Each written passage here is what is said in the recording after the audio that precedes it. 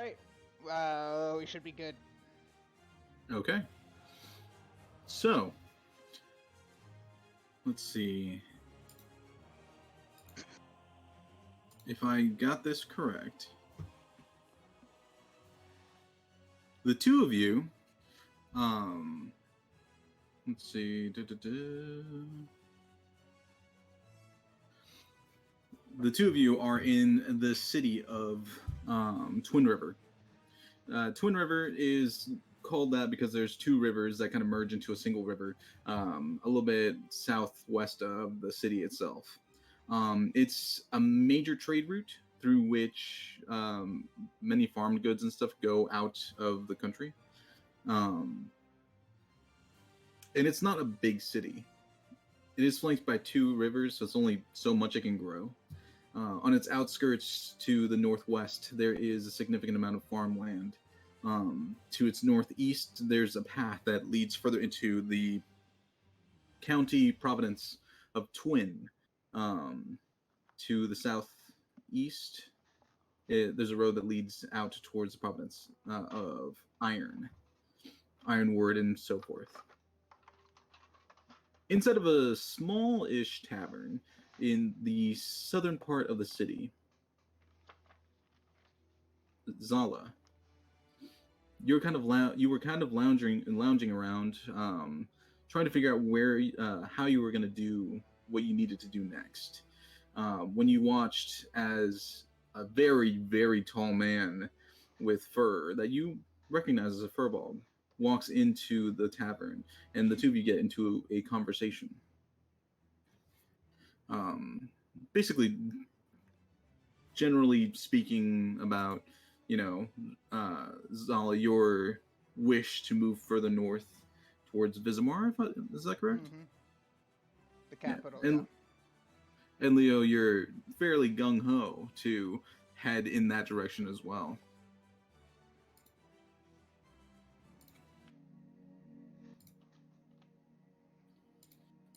As the two of you talk for a little bit, you decide to head off on an adventure together, see how you can get further north to Yulebreak. You exit the tavern and start looking throughout the city for passage, assistance, something to get you towards your goal. There are a bunch of different districts in TwinRiver. Leo, you're not too familiar with the locations. Although you've been here for a little bit of time, so you have a better understanding of the area. You know where the guilds are situated and where general stores, all that kind of stuff is here in this town. Go ahead and roll for me oh wow, I haven't done this in a while.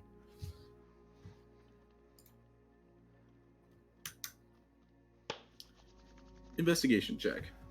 All right. Yeah. First rule of the game. Here we go. Boom! Boom! Oh! God. It's probably something stupid. Yeah, it's something bad too. It's like, oh. That's pretty good. What's the total? It's just a 21. +1, so it's 21. Okay. Yeah. So, Zala, as you're kind of scanning throughout the different parts, you're kind of this big lug of a man is just kind of following behind you. Leo, describe yourself for me. Sure. So you see where I am. About 7'3". Kind of lanky though, not super filled out. Probably about 250-ish. I have like grayish skin, and then I have like medium length dreads, but like the back part that goes down to my shoulders, but the back part is kind of tied up, but the bottom part kind of hangs. Hold on, sorry.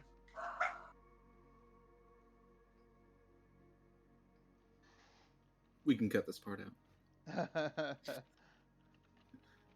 Dog's barking, sorry. Yeah, so the back part's kind of tied up, but then you still have a little bit down. My hair is white. I got a kind of a short beard. It's also white.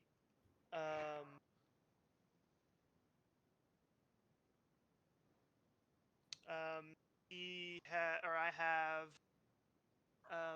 kind of looks like just basic adventure gear with me. Um, leather armor, um, just like kind of, just green cloak type thing, kind of normal adventuring stuff. It all looks brand new, never been used basically. And yeah, I just got like some gear, like a quarterstaff, and everything just looks totally new. So this big lug of a man wearing brand new gear, kind of happily looking around and seeing all the sights. Leo, you see different um, locations throughout here, different guilds. You see the Diamond Crown.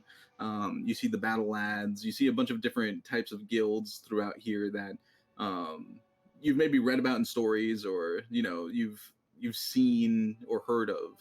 And it's all new and it's exciting for you, Zala. Describe yourself if you could. Yeah. How long have we been traveling together since You TwinRiver? you literally just met like an hour ago. Oh, nice. We're like All outside right, the I was just tavern. wondering. Yeah, I was wondering. Yeah. I am a 5'5" um, elf woman. I have. I am. I look fairly young. I have medium length blonde hair, pointy ears, of course. I do have this like a vertical scar down my right cheek, and I have these very nice piercing um, uh, green eyes. Um, I basically am just wearing this very plain blue robe. Um, yeah, that's basically all there is to me. Okay. As you're looking about, you do see that in front of the Diamond Crown Guild, there are several different carts, each held pulled by two horses or so. There's people that are currently climbing aboard all these carts. Like I said, there's one, two, three. There's 5 carts currently in front of the guild, their guild hall. You see several different people with the insignia of the Diamond Crown just walking around, filling up these carts. Maybe some kind of caravan. You're not entirely sure. At the head of all these carts is a dwarven man. He is fairly short. He's 3'8". Um, whoa. I He don't turns know. into a dragon. Attack! Sorry, I haven't leveled all the music yet, so it's all when it finishes, it moves on to the next one, and it just spikes. So he's currently wearing heavy armor, and he's kind of leading everyone into some kind of semblance of putting things together or some kind of work. Everyone seems to be following his lead. Next to him is a gnome, slightly shorter than him. The gnome has bright platinum hair, and a very fancy suit. He's also wearing a little pin, unlike the dwarven man, who, like I said, he's short. He has this. The dwarven man has this bright red hair that's kind of braided in the back. He's obviously some member of the guild. Unlike him, he's wearing a nice velvet suit. That is a dark red, maybe a mauve. I don't know if that's a color. In any case, with a little pins, and that's about all that gives it away that he works for the Diamond Crown. There's also a few different guards that are kind of starting to climb up, but it looks like there's more passengers than there are sellswords, mercenaries for hire, or even guild members. The dwarven man looks slightly distraught, and Zal, you notice this as they're kind of talking to each other, but you're too far away to notice what they're saying. I would like to. Leo's looking behind me, so I'm gonna try to very casual, like kind of veer a little closer to this conversation that's happening. Okay, just go ahead and roll a stealth check for me. Of course, of course. This is a 4. A 4 total. Yep. Okay. You start moving in the direction of these two who are kind of talking silently amongst themselves. Leo, you turn in Zala's direction. You notice that she's like awkwardly inching in the direction of these two, and it makes you really curious and almost wanting to ask her what she's doing. Hello, what do you You cut out a little bit. hey Zala, what are you doing? Well, to be honest, the Right.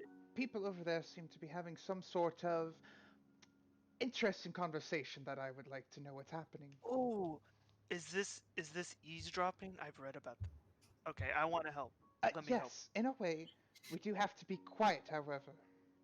Oh, I know you are okay, large, but that could prove to be beneficial.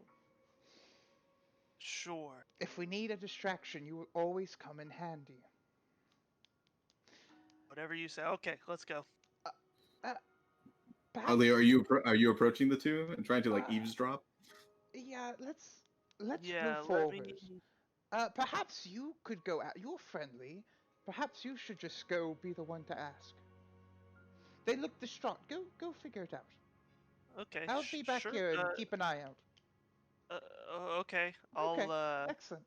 I'll try to kind of not like run up to them and talk to them, but I'll kind of get closer to see if I can hear anything first.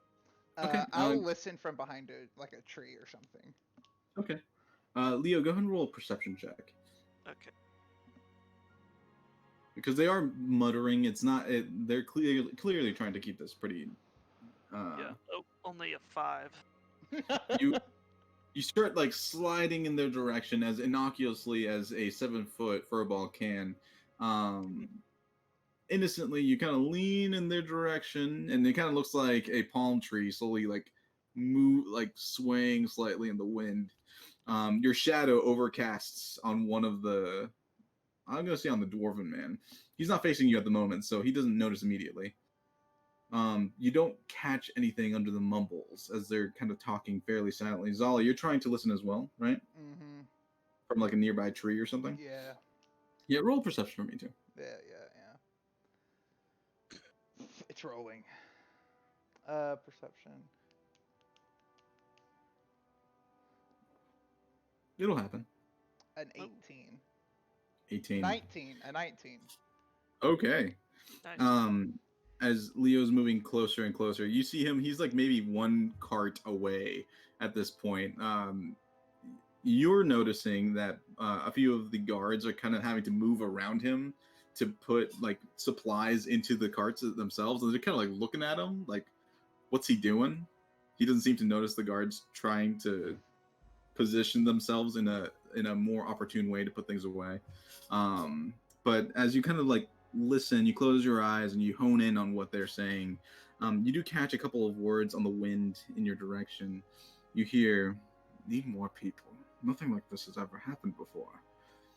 This assignment, it's important. We got. I'm not entirely sure what to do, Basil. What do you think?" "In my opinion, I think we should be fine, but, you know, extra hand is always useful if someone's willing to pay." You see the small gnomish man pull out a small flute, and he leans up to the side of the cart and begins to twiddle some kind of music. It's nice. It's not anything fancy. And the dwarven man's just kind of looking at him angrily. You hear, "I'm serious, Pestle. We need to figure out something here. We can't take people like this by ourselves. Besides, the roads have been awful lately. Have you noticed?" The dwarven man is looking around him for a second. "What happened to the sun?" And you see the Zala, with your perception check, Mm. you notice that the small gnomish man kind of looks up, and then with one eye, he's like looking in the direction of Leo. I'll wave. Dwarven man slowly turns in the direction of Leo. You notice, Leo, that he has very piercing black eyes as he's looking at you, which are, at the moment, furrowed. Hello? Um, How- hi. We saw that y'all were leading a caravan. Can I ask where y'all are going? Why? Oh, well, my associate and I, um, were looking to go north towards Yulebreak. Um, do you happen to Associate? be going that way? What I'm gonna a... walk up. I'm gonna walk up. As he's saying what associate, you Pestle, like, um the little gnomish man, he blows a small tune, like a higher pitch, that the dwarven man looks back at him, and you see with his flute he's pointing directly at you, Zala. Leo, did you turn in our quest to that man already for the bandits that we took care of? Oh, uh, no. I'm sorry that if my associate here disturbed you. We just took care of a large group of thugs on the Iron and Twin border. Um, uh, we're Roll soon we're soon heading to roll Yulebreak. roll deception for me. 20. 20. He, like, the dwarven man eyes you up and down real quick. Really? Yes. So the two of you have worked together before? Absolutely. Do you not Oh, see yeah. how? Yes. Look, his size and well, my brain go well together. Right. He kind of looks back at Pestle for a moment. Pestle shrugs. He looks back at the two of you. What guild are you a part of? I know that they're a part of the Diamond Break Crown. Crown. Thank you. Yeah, Diamond Crown. Um, I'm gonna say, uh, I'll look at Leo and see if he has anything to say first. Like, kind of eyeball him. I have a panicked look on my face Uh, because I don't know many guilds, if any. I'm gonna say we're actually a sort of freelancers at the moment. You see, Oh, I'm helping my friend here become more accustomed to civilized life before he settles down into a guild. all right. Well, he kind of looks at Pestle real quick. Pestle again shrugs and keeps playing a little tune on his flute.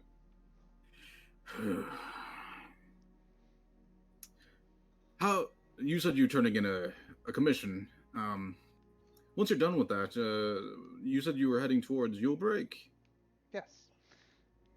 Would you be interested in assisting with a bit of a caravan that we're taking up in that direction? Absolutely. All right. It pays 2 silver. Um, I think it's 2 silver marks on on completion of our voyage. An additional 2 silver marks if we come across any bandits, brigands, and we're able to come out of it safely. Um, a single. That's a small thing, really. We have a. He kind of comes in closer towards you, Zala. He eyes you, Leo, and he kind of like motions you to get a little bit lower. I'll get down on one knee and lean in. Yeah. We have a special passenger with us. She's a bit much, but she's paying very highly for our protection. Fortunately, our guild members are most of them are out on missions, and we weren't able to get enough people. I'll throw in 1 gold for each of you if you're able to take this commission and make sure that she stays safe. Only if you tell us who this lady is. That's the condition.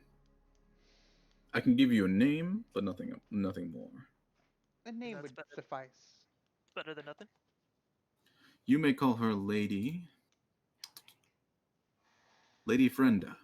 Lady Frenda. She has her retainers with her. They should be taking care of her for most of the journey. You will be riding up with me. No offense, but you are mercenaries, not part of our guild. So I I suppose so. I will have to keep an eye on you since I am the one hiring. But the Diamond Crown is fair. We pay well, and we take care of anyone that works for us. So if you're willing to put in a little bit of work, helping us set up tents for the night and all that nonsense. So, what would happen if by chance we found out this person's identity through it breaking or a quick need to escape? if if that kind of thing occurs, then the situation changes. Obviously, I see. no one's going to be put to death if you accidentally learn the person's name. It's just better if you don't inquire. I see. Leo, are you okay with these standards? I mean, this sounds great. Then so it is. All right, we leave in 2 hours from now. Excellent. So, it's a we're moving at a quick pace, so it should be a 3-day journey. If we get, of course, if situations change, weather changes, it could be as long as a week. I hope that's all right. Food is provided. Oh, Excellent. great. Sounds great. All right, gather anything that you require and meet us back here in an hour or so, and we'll set off. Awesome. He kind of nods, and Pestle, the gnomish man, kind of leans forward. All right, formalities are over. Except big guy, you forgot to tell him your name.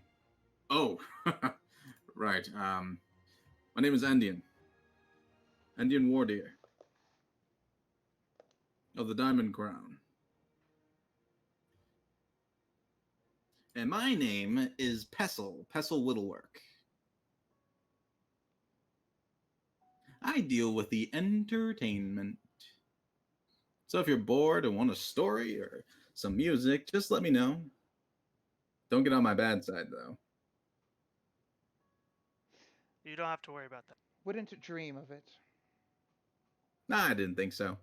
You guys seem like fun. You gamble?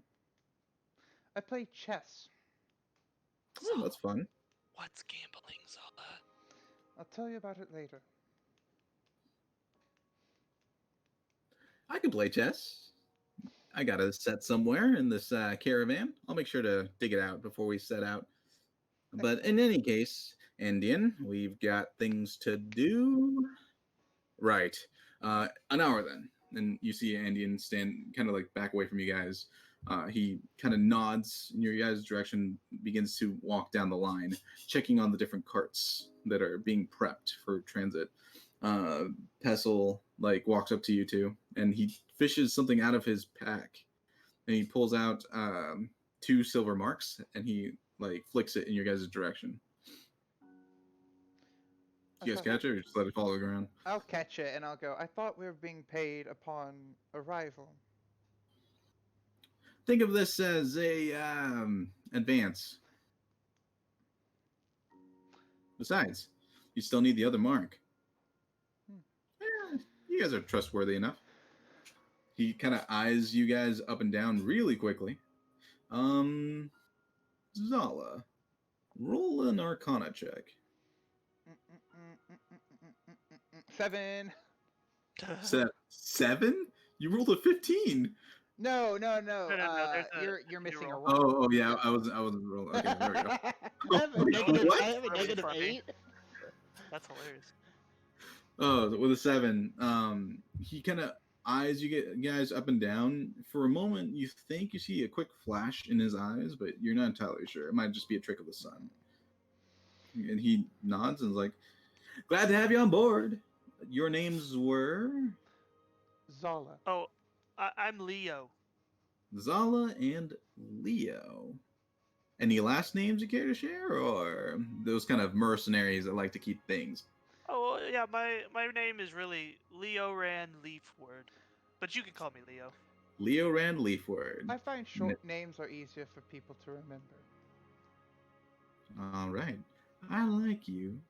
I like you too, big guy. You're very fresh-faced. Well, Open. You're very nice too. Yeah. Yeah, I am. He looks at you guys one more time, and then he follows after Andean. As they leave, I'll turn to Leo. Well, Leo, seems that you may have just picked up your first assignment. Yes, this is very exciting. Also very terrifying, but mostly exciting. Yes. Well, if it really is just an escort mission to Yulebreak, I expect it to be quite boring. Have you done something like this before? Not really, no. But the idea of just having to watch over some bumbling fools does seem a little. Mm, we could probably do better in the future. Out of my way. From the side where the Diamond Crown is currently, like the guild hall is, you see a woman. She stands at like 5'7". She's wearing like almost a sapphire dress that goes down to a little bit lower than her knees. She has a bunch of different jewelry, like necklaces and a few rings on her fingers. There is an odd tiara that she's currently wearing on her head. Instead of cresting across the front, it stops and crests all the way to the back and around one of her ears. She is currently shooing away someone that is trying to fix the hem of her dress that's slightly frayed. Zala, go ahead and roll a perception check. And you too, Leo. Both of you go ahead and roll perception. Sure. 19 again. Okay. 12. Okay. With a 12, Leo, you recognize that the dress, while fancy, is weirdly unkempt. It's kind of like wrinkly. It's not in the best condition. Zala, you see that portions of the dress have been ripped. Not like by an assailant or anything, maybe from like underbrush or twigs or something that like caught as maybe running away or moving away from something. Yeah. And it looks like it's been fixed to the best of their ability. She looks at her hair is in good condition, but the clothes that she's currently wearing are fairly meh. Is she like pushing past us? She's not pushing past you. You're on the opposite side. So it's you, then it's the carts. You're looking past the break in the carts into the guild hall area, where she's walking down a long stretch of like gravel away from the guild towards the caravan. As she's kind of swatting away and pushing away a few people, you hear her say, "That's enough of that. I've had enough of all of this. Now, leave me be. I'm going to be in the cart." You couldn't have gotten. You couldn't hear that last portion. "I'm sorry, my lady." Short human man, bald. He's currently wearing a suit with tails on it. He looks in very good condition. He's kind of groveling and bowing as far down as he can. "I'm sorry, my lady. This is the best we could do with the time we had. We didn't know you were going to be here. That's enough. Okay? I've made my peace with it. We are heading out very soon. I'm just going to sit in the cart and just be ready to go." As she strides away, the man's still kind of like bowing and bobbing along after her as a seamstress is still trying to fix a portion of her dress. I want to be waiting on like the side that she'll enter. Okay, so you want her to see you walk up? Yeah, I'm going to confront her. Yeah, I was also gonna head toward. Yeah. Oh, let's go. We should go talk to her. Exactly, Leo. You guys walk behind the cart and position yourselves like next to, not like blocking her way, but just near where she's gonna be. Are you like making it so that you're doing something with the cart, or are you like just obviously going to confront her? I look like I'm like a guard looking. Like, you know how in Cinderella, like they got the cart and she gets out of the cart, but there's like a guard who opens the door for her. That's what I want to look like. Okay. For this sake, I'm gonna say that the side of the cart does have a small like panel door. Yeah. That kind of like folds open, and when you like pull it open, a small set of stairs like kind of like retracts out from underneath so that someone can step up onto it. So you quickly walk up to the little door and you open it. The lady doesn't even look at you. You are roll insight for me. All right. Not good. That's 5.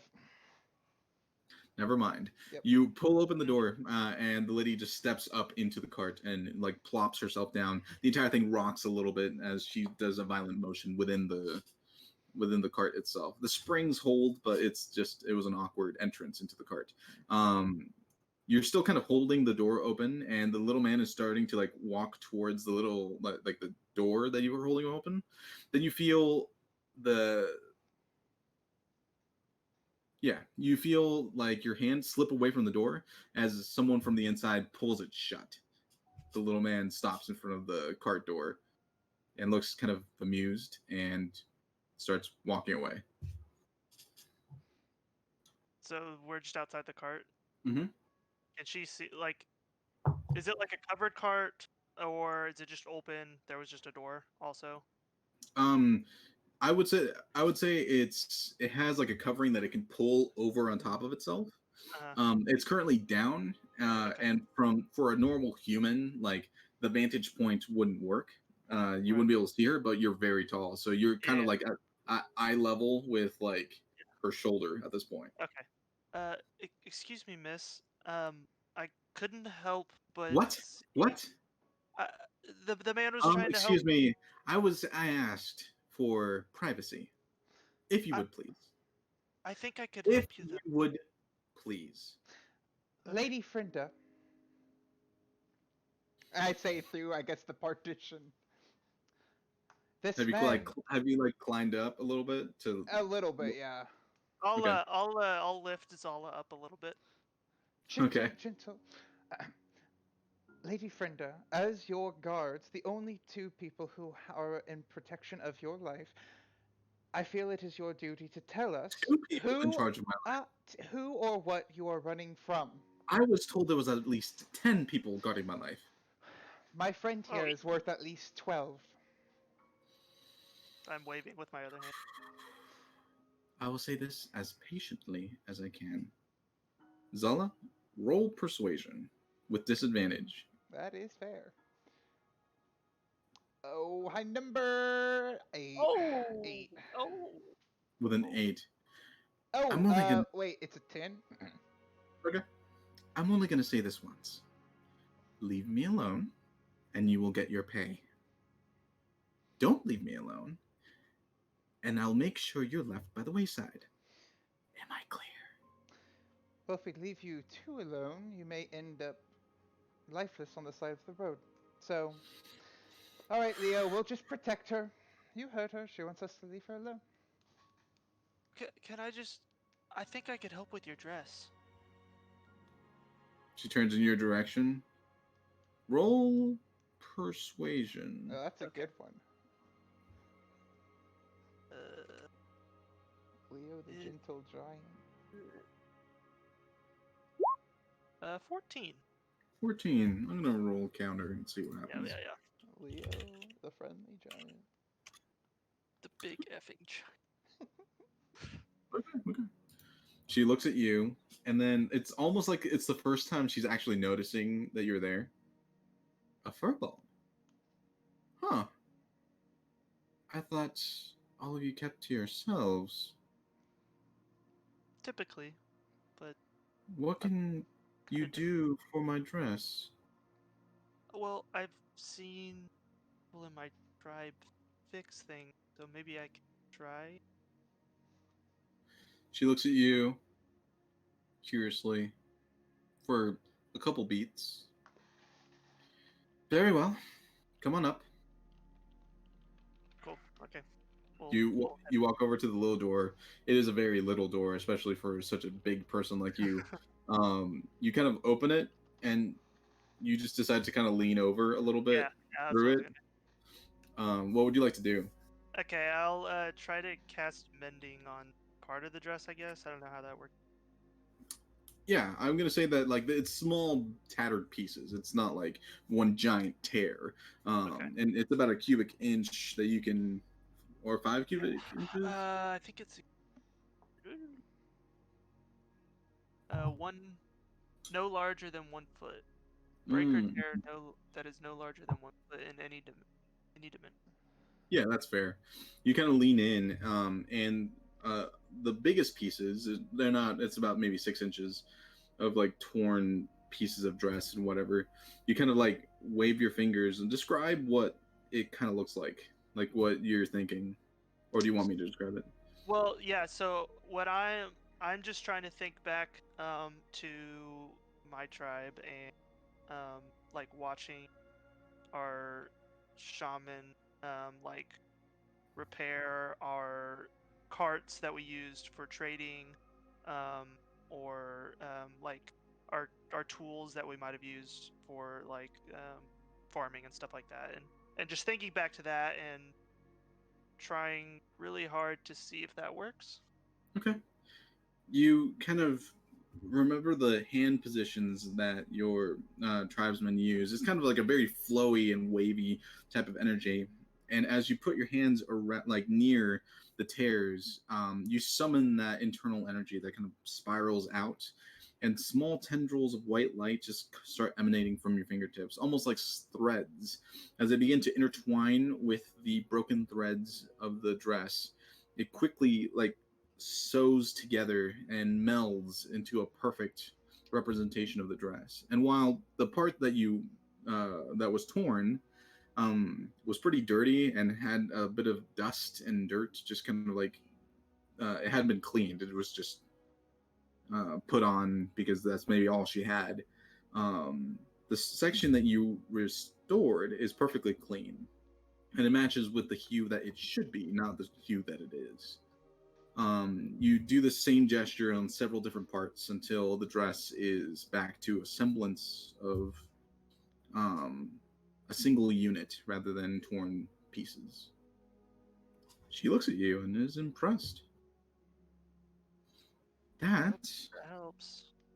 was remarkable. What was your name? Oh, my name is Leoran Leafward, but you can call me Leo. Leo. It's very nice to meet you, Leo.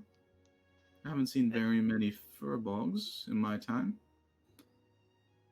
and your name was Lady Frenda, is that right? Yes. Unfortunately, Very that's nice to all meet you. I that's that's all I can say at the moment. Once I am in, let's say, friendlier territory, I'll be more than happy to invite you for some tea. Oh, that would sound like. Pardon my distressed nature. It's been a rough week for me. I'm normally far more friendly than I am. I'm just a bit at the end of my rope. Well, we will do our best to make this an easy trip for you. So, Thank you, Leo. And your name was? Zala. Very nice to meet both of you. Now, if you'll excuse me, she pulls out a small like book from underneath the cart. It's already been loaded with several things, so you figure that this is her private cart that she's going to be riding in. Um, Leo, if you wouldn't mind putting up the enclosure for me. oh, of course, I'll do that. You pull the thing and you lock it in place, and you back away from the cart. As we're walking away, I'll turn to Zala. Did you see that? You did I've very never, well. I've never done that before. It was That was very cool. good, Leo. You really, She's very nice. you were able to get her on our side, so, Yeah, I mean, she seemed very nice. You know, I mean, a little uptight at first, but or manipulative. If she's some sort of outsider noble or politician, who knows what she was could be. was a very fancy dress. I could at least tell that much. I agree. And if she's in not friendly territory, then maybe she is the enemy of some people here. And maybe rightfully so. But none of our business, so we'll just get her to safety and move on. Sounds good. But Leo, I am proud of you. That was very Oh, impressive. I think we will get along nicely. This is gonna be. I can already. So you guys have like maybe an hour to gather any materials you may need. Is there anything you guys need before you set out? Yeah, I do Um, need to tell Leo something. Um, since we have an hour break, a couple of minutes after walking away from the cart, um, my my appearance will change, Leo, into a very grayish purplish skin tone, with dark brown hair, uh, and green eyes, um, as my disguise self drops. And I'll tell Leo, if we're going to be What? traveling together, it is only right for you to know this is what I really look like. Wow. For most people, they're not used to seeing very many dark elves around. Um, and I would just prefer to maybe try to blend in a little bit more at times. You understand, I'm sure. Oh, I totally understand. Listen, I mean, typically furbolgs are very secretive, I guess. We don't usually work with the outside world. So I think I actually know how to do that, I think. Or at least I've seen people, Ah, other furbolgs do that. good. Typically they do that when they go down, but Mm-hmm. Well, venturing, please just don't be alarmed or mistrust me if I suddenly disguise myself. No, I get it. Thank you, You're Leo. good. I I think we shall get along nicely. Yeah, That's it. I understand. I understand some people are adverse to people who look different. Unfortunately, it does seem that way. As you Never. say that, there's several people, like as you're walking down the streets towards somewhere else, there are people like staring at the two of you. Elf isn't so like foreign, but it's still not common Right. for TwinRiver. But a furball, that's huge. Like people don't see furballs often. And after you finish the conversation, several kids walk up to Leo and they just start jumping at him, asking him questions. Leo, they're asking you questions too quickly for you to like pick up on what they're saying. And then you see a woman like quickly like walk up and pull one of the kids away, and the rest of the kids just kind of follow along as she's like giving a few apologies. Oh no, Um, it's okay. They seem very nice. I'm gonna look repulsed by the children and just like back away. Wow, those kids were so nice, weren't they? Oh, Zala? They were drooling everywhere. They were spitting on Oh, your fur. they're just kids. It's If you say so. To each their own. so, any equipment or anything you guys need to get before? um, I have. got what I've got. I think. I'm good. Okay. I'm fine. Then, as the hour kind of comes to a close, I'm gonna say that you guys got some quick lunch because you Yep. just kind of entered the tavern and didn't really do anything. And the sun is starting to like. It's not quite overhead. It's starting to wane in the direction of sunset. Um, I let's do see. want to just write a quick note and drop it off at the general goods store. Okay. That just basically says thank you. I'm going now. Okay, so you go over to the general goods store. You quickly scrawl a note and drop it in like the receptacle where mail's usually dropped off for businesses or residents. And then the two of you head back after the hours just kind of elapsed to the caravans, now all neatly packed and tied together to make a small train. Um, like I said, there's 5 carts that are currently loaded, and you see that there's several passengers in two, no, one, two, yeah, in 2 of the carts. There's several passengers. Then there's the cart that has Lady Frenda inside of it. Let's see. Yes. And then there's lead cart, 2 additional carts in front, one carrying a bunch of cargo, and then the lead cart that is just kind of has weaponry and things for the guardsmen to like assist or keep watch with. Each cart has one of the Diamond Crown currently at the head, ready to depart. And at the very front cart, you see both Pestle and Andean are currently seated at the front cart, and they see both of you, and you see Pestle kind of wave in your guys' direction. Hey! Way back. Come on!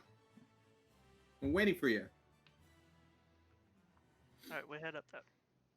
Both of you start moving in the direction. You get up to the cart, and Pestle kind of kicks open the small door, and the little ladder kind of juts out. Like, climb in. You're riding with us. Awesome. After you, Zala. All right. I'll get in. You guys okay with the top down? It's so warm. I think I would prefer it, actually. I don't know how well I'd fit in with the top of it. Oh, that's fair. You're a tall guy. This is a gnome, right? So I'm sitting next to a gnome and a furbolg. Yeah. Yeah. Okay, just making sure. Dude. I'll lean into Leo a little bit. Okay. Down. Oh, you're just Not in like. That's, yeah, not there's like no you're way. talking. Yeah, there's no way not to make it sound weird. Yeah, I thought you were talking. No, that's fine. All right, that's it.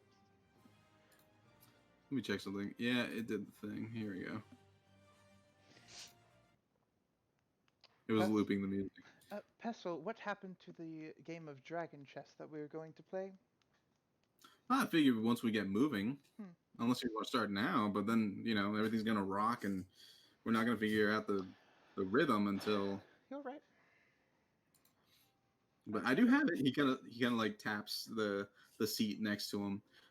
It's kind of like a small buggy with like a cargo area in the back that has several boxes stacked on top. So it's like one seat and then the other seat facing it, and then there's the driver's seat at the front. So comfortably you can fit 6 people, but Leo takes almost half the cart by himself. So Andean turns around and he yells back to the rest of the crew. All right, everyone. Brace, we're going to start moving forward. Keep up with the lead. Keep up with the lead. He turns around. All right, Pestle, this better work. No, quit your whining. We'll be fine, right, guys? You guys took down an entire group of bandits by yourselves. We should be perfectly good, right? Should be. Mm-hmm. Yeah, no worries, Andy. All right, ha!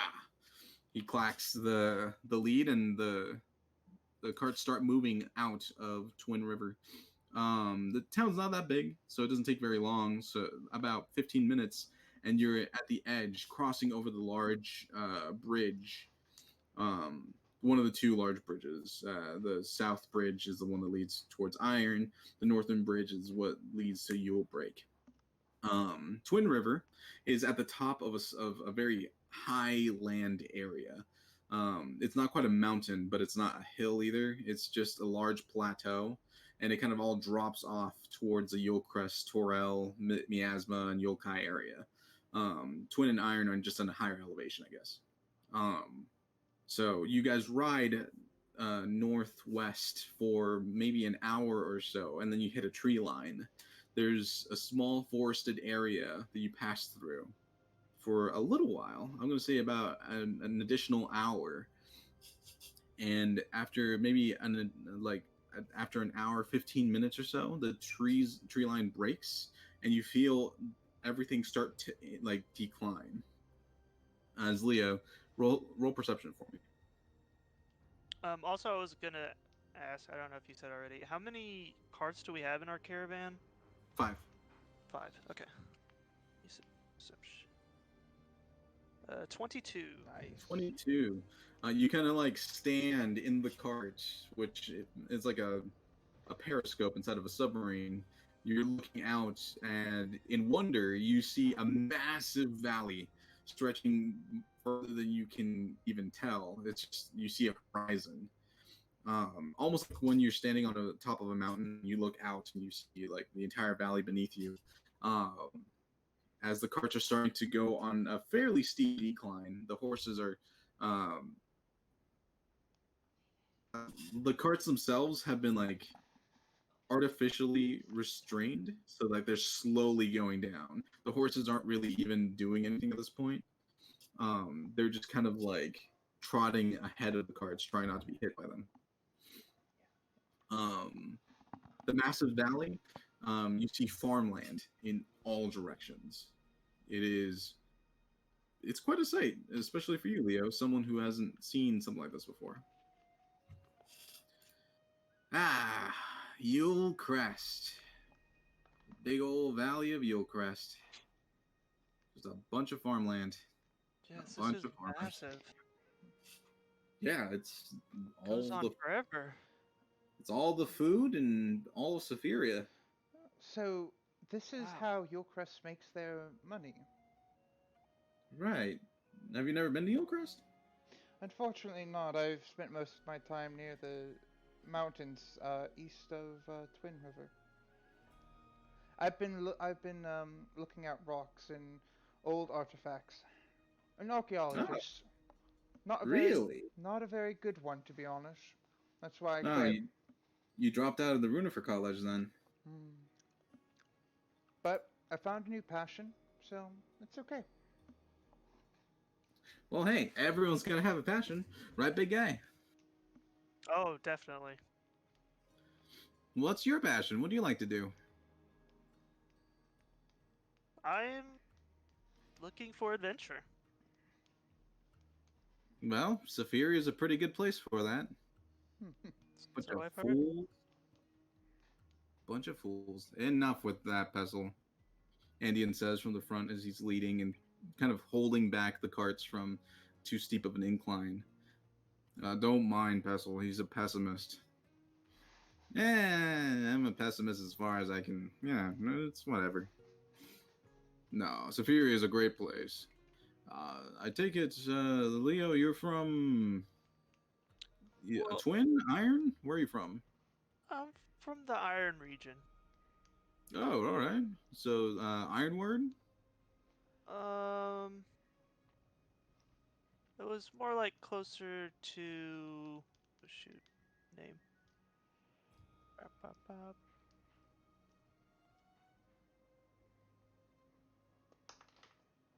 Oh, closer to Stone Crash actually. Stone Crash. Stone Kind of Crash. That must be a more small north. village. Yeah, more the northern part of Iron. Can't say I've been in that region. I've seen the Obsidian Castle. I've seen uh, the Molten Spine. I haven't seen Stone Crash. Must be a nice area. It's small. It's nice. That's good. And you, Zala, you from Twin Iron? Yes, from Twin. Twin. But I didn't spend most of my time in a city. I've been living mostly in nature, looking at rocks, looking at ruins, mostly just breaking things. I didn't know that this is it's a pestle kind of perks up and looks at you, Zala. I didn't know that Twin had a Runifer College. Well, as I said, I'm more of a freelancer. I don't Hmm. bind myself to any college. Oh, all right. So self-study. Correct. Archaeology is a tough nut to crack if you're working on it by yourself. That's enough, Andian. Don't mind him. He's nosy. Hey, don't talk about my nose. Turns back in your guys' direction. Well, I'll stop prying then. I'll stop prying. You want to play chess or what? So was Indian the one that was interrogating us? And is he the dwarf? He's the dwarf. Yes, A- Andean's the dwarf. Got it. Andian's the one that's driving at the moment. Pestle's the one that's been Got interrogating it. you. Yeah, I'll say, all right, Pestle, I am ready to play if you are. Oh yeah, and he pulls out a small chess set. And he pulls a small panel from the side, and it turns into a little desk. And he puts the chess set on there. And you guys begin to play for a couple hours. It's a fairly fun game. And I want to Just ask him some questions as we're playing. okay. Go ahead and roll an intelligence check.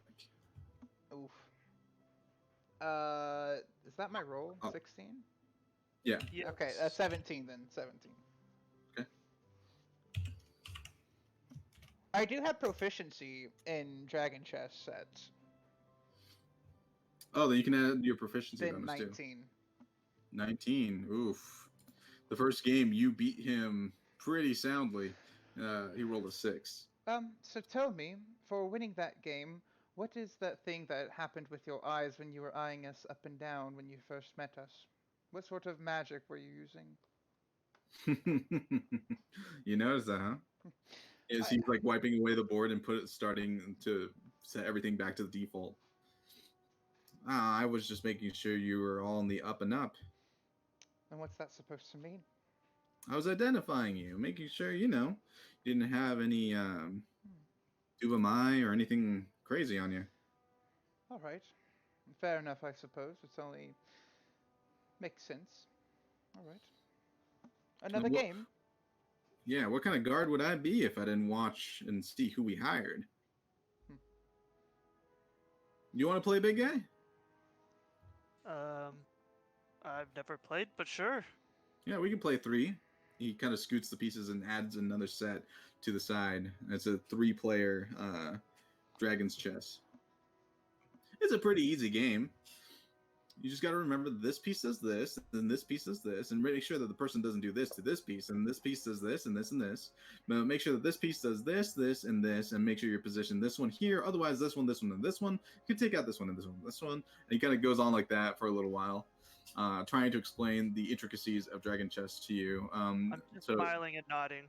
Both of you go ahead and roll intelligence for me. Frick!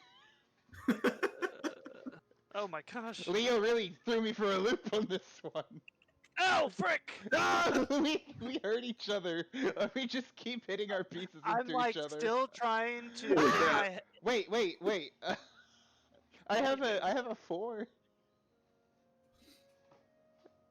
I have a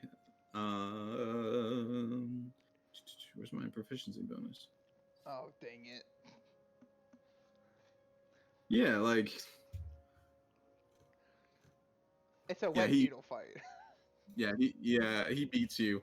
Both of you use it's a battle of attrition is what you use, and the game lasts for like 3 hours. So I was everyone out of it really fast. No, like you would have been out of it if we also didn't suck. We also.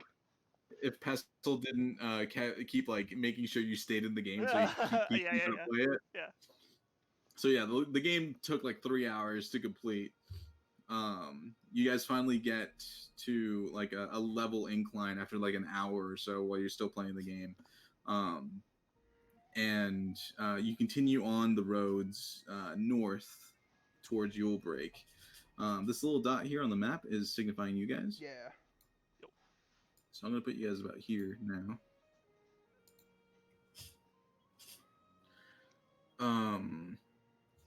Continuing in this road, you guys finish the game. And Pestle kind of leans back in the chair after having put away the board. The game took way too long, and all of you are kind of tired of it at this point. How much longer, Andian? We've got maybe an hour before lights out. So an hour push, and then we'll camp for the night. And then another 2 days. Hopefully, if nothing goes awry. Well, something will go awry with the way that's talking. Good enough. The way that what? The way that you're talking, I'm sure something's going to go awry. Oh no, I really hope nothing goes awry. We'll be ready for it. Does right? Pestle seem like extra shady, or Indian seem extra shady? Right now? Andian. Andian, not Indian. Good, because this whole time I was like, okay, Andean. Thank you. A-N-D-I-A-N. Hey, I wrote E. I wrote E. Thank you. Thank you. Does Yeah. Andean it's like ambient. seem a little the- shady r- or pestle? roll insight. I don't like these boys. Ch- That's a 15. 15. With a 15, Andean looks fairly like straight and narrow. You know, like he's a paladin type. He upholds the law and does everything he can by the book. Pestle is more free spirited. Ah. He seems to have more gray area um, to maneuver through, but both of them do seem like they're keeping something pretty close to the chest. Mm-hmm. Pestle, where did you learn to play that flute? Oh, an old mentor of mine. He had this saying, always have a fallback plan. Okay, that's your fallback to just play the flute for taverns, bars, Yeah, like a beggar. you'd be surprised how much they pay you. Free room and board if you entertain their folks. Okay. You get a pretty coin here and now. Let's see. Telling stories too. That's a useful trade. That's true. That's true. Then, Sounds like a pretty sweet gig. so if It's nice. a guard doesn't work out, you mean? If I can't be a guard, I can be a bard. Cute. That's very good. That's good. So far, the guard thing's worked out though, so I'm not too worried. Mm-hmm. He kind of twiddles a small tune on the flute. Again, it's nothing like masterful. It just seems fun. That's true. I'm sure being a guard for a noble is quite good for you. Ah, nobles are. He kind of like leans to the side of the cart and looks at the like two carts down. Leo, roll perception as you can like kind of look pretty high over the boxes behind the Only a 10. 10. It's easy enough. You kind of turn your head in the direction he's looking. There are guardsmen on each of the carts except for yours that are all kind of standing. Wow, this music's very intense. Oh, I know. All of the carts have some kind of guards kind of standing and looking out and about in the region. And there's only one cart that has the covering on it currently closed. For being what month are we in right now?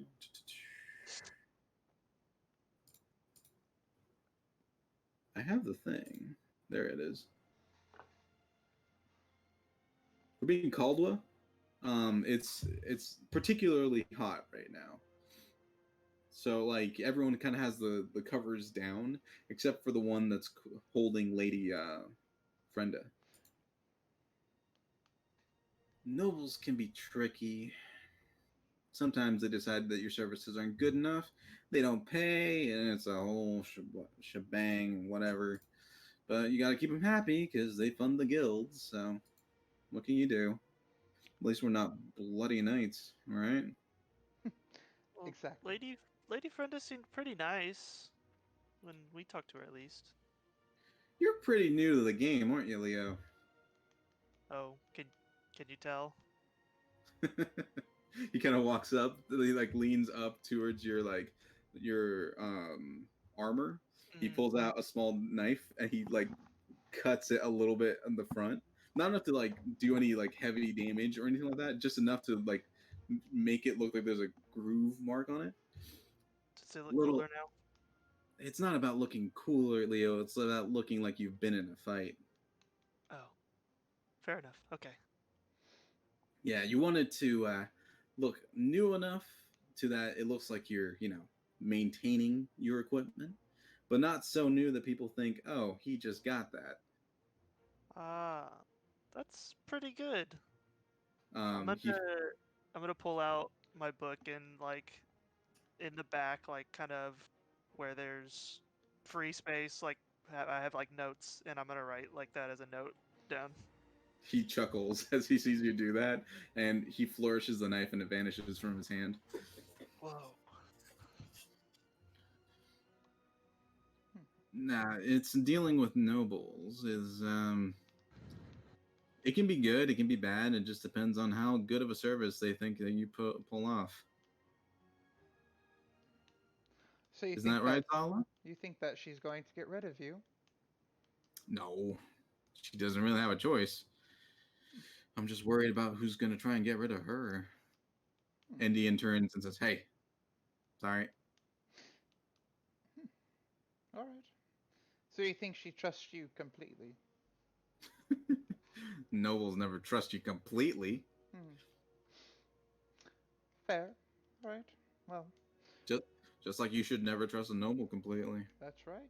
Well, I think she trusts us fairly well, but we'll just keep to our own secrets then. He kind of nods as he's looking off towards the farmlands. The wind is kind of blowing now. It's a nice breeze in the summer heat as the sun is starting to set over the in the west. Um, the sun sets in the west, right? Am I going crazy? I think so. Yes. Okay. As the sun starts setting in the west, there's while there's a lot of farmland, it's not quite like Oklahoma where everything's just kind of flat and dead. There are hills and um, tree lines and forests here too, though you gather that some of those forests are actually orchards.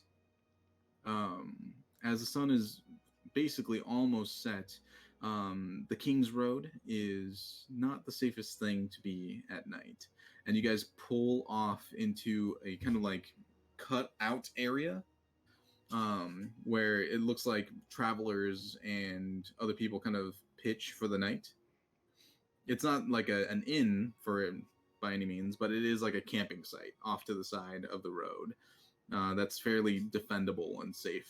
There's a couple of lanterns and stuff that are there.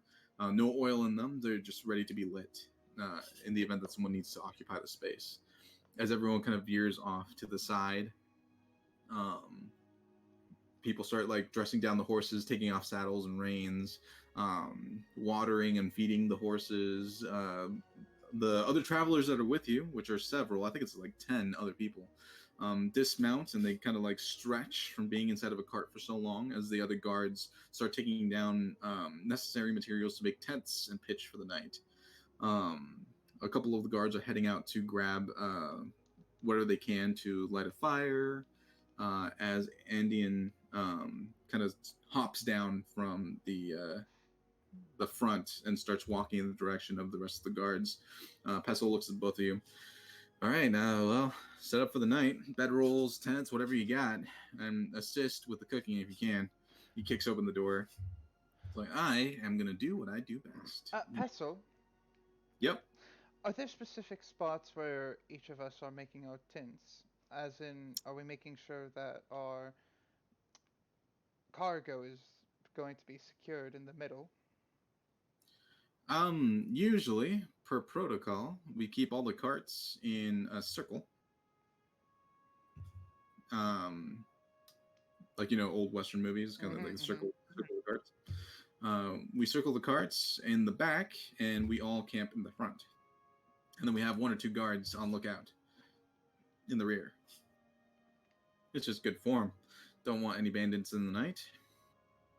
Sounds All good. right. So we could set up close to Lady Frenda, I'm sure. All right.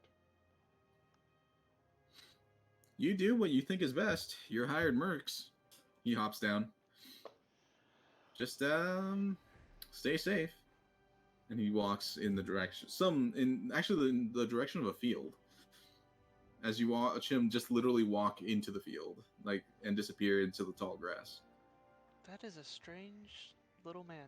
Yes, I don't trust him, Leo, but unfortunately we're riding in a cart with him and I can't very well do anything about it. But I I don't mean, trust he's him. nice, Hmm. but I get it. I get it. All right, let's go. You're chummy with the lady, so I'll let you do the talking for this one. Okay. Let's go. We'll go find her, I guess. Okay. The two of you hop down from the cart, and a couple of guardsmen are already pulling equipment out of that cart to like set up tents and stuff for some of the people that have paid for passage. As you guys, this music is weird too. Leo, can you try Mhm. to convince her that once night falls, for her to switch spots with us, as in her to go sleep in the tent that we set up on the outskirts? In case Oh, so someone that here tries to attack her, she's gone. you mean secretively? Oh, Hmm. okay. I can disguise her so she can move Sure. about freely to our tent when night comes. Yeah, we could. See if you can We, run that by her. We'll still yeah. protect her. Actually, well, now I'm thinking about it. I mean, we could disguise one of us I thought as her. yes, I also like that. But it only Ah. lasts an hour. So Oh. I would like to do that Wow. on top of her moving. Do you see what I'm saying? So it's like that Okay. double protection. Okay. Okay. Well, I'll ask her. You see a small child, like a little girl, run up to you, Leo. She looks in your direction. Ugh, disgusting. Zala, it's fine. Hello. Are you a bear? No. No. No. You look like a bear. Well, is that a good thing? Are you a friendly bear? Uh, I would hope so. It's probably okay. Well, that's great. She still kind of eyeing you warily. She doesn't seem to believe that you're not a bear. She kind of runs off towards her parents again. As they like several people that are riding with you, you guys Mhm. are looking at you, Leo. They're surprised. Yeah, can I, like, I was Mhm. gonna look around to see the other paid travelers, just to see the, like, type of people, like, if there was any other people that are, like, kind of dressed like Lady Frenda or not. Sure. Go ahead and roll perception. Okay. Did Lady Frinda have any crests on her or anything? No, Okay. no, Just she did not. all right. You rolled perception earlier on like Herb, and I would have Fine. mentioned any Fine. crests or anything. Okay, okay. Got it. I rolled a 17. With a 17, you see two kids, a couple of adults, two other gentlemen that are just kind of like they look. One looks like some kind of tradesman. He's currently like yelling at one of the guards that are trying to like move his wares off so he can like place a different thing in its place, and they're kind of in a small argument. Um, Another young man, he looks like he's wearing like school garbs, not school garbs. They're like robes, but looks like he's a training magician or sorcerer. You're not entirely sure.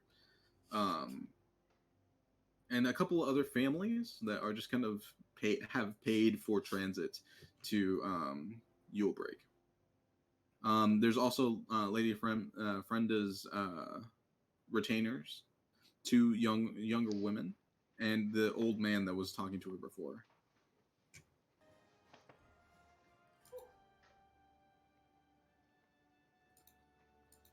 But you don't see any with that perception check. If you want to roll insight, Sure. Only 7 on insight. 7. Yeah, no one seems like shady or weird.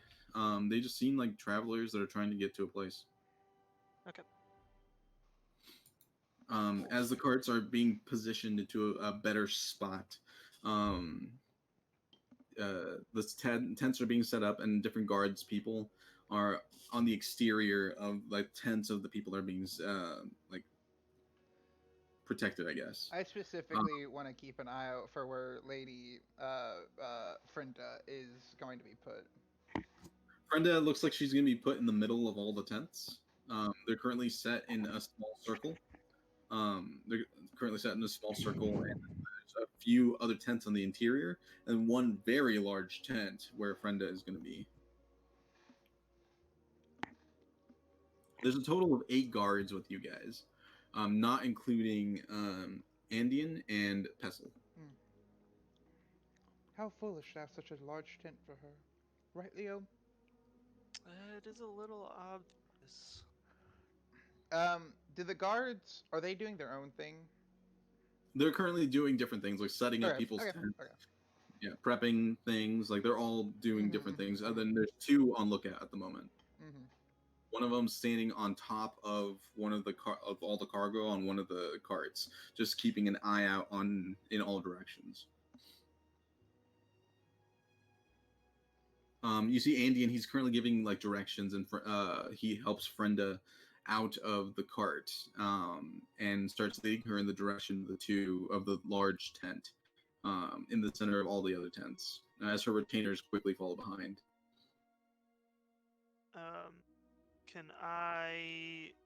Is her tent already like put up and stuff? Yeah, it was the first one that they started like setting up immediately. Okay. Can I kind of try to get over there before them and like hold the tent thingy open for her or something?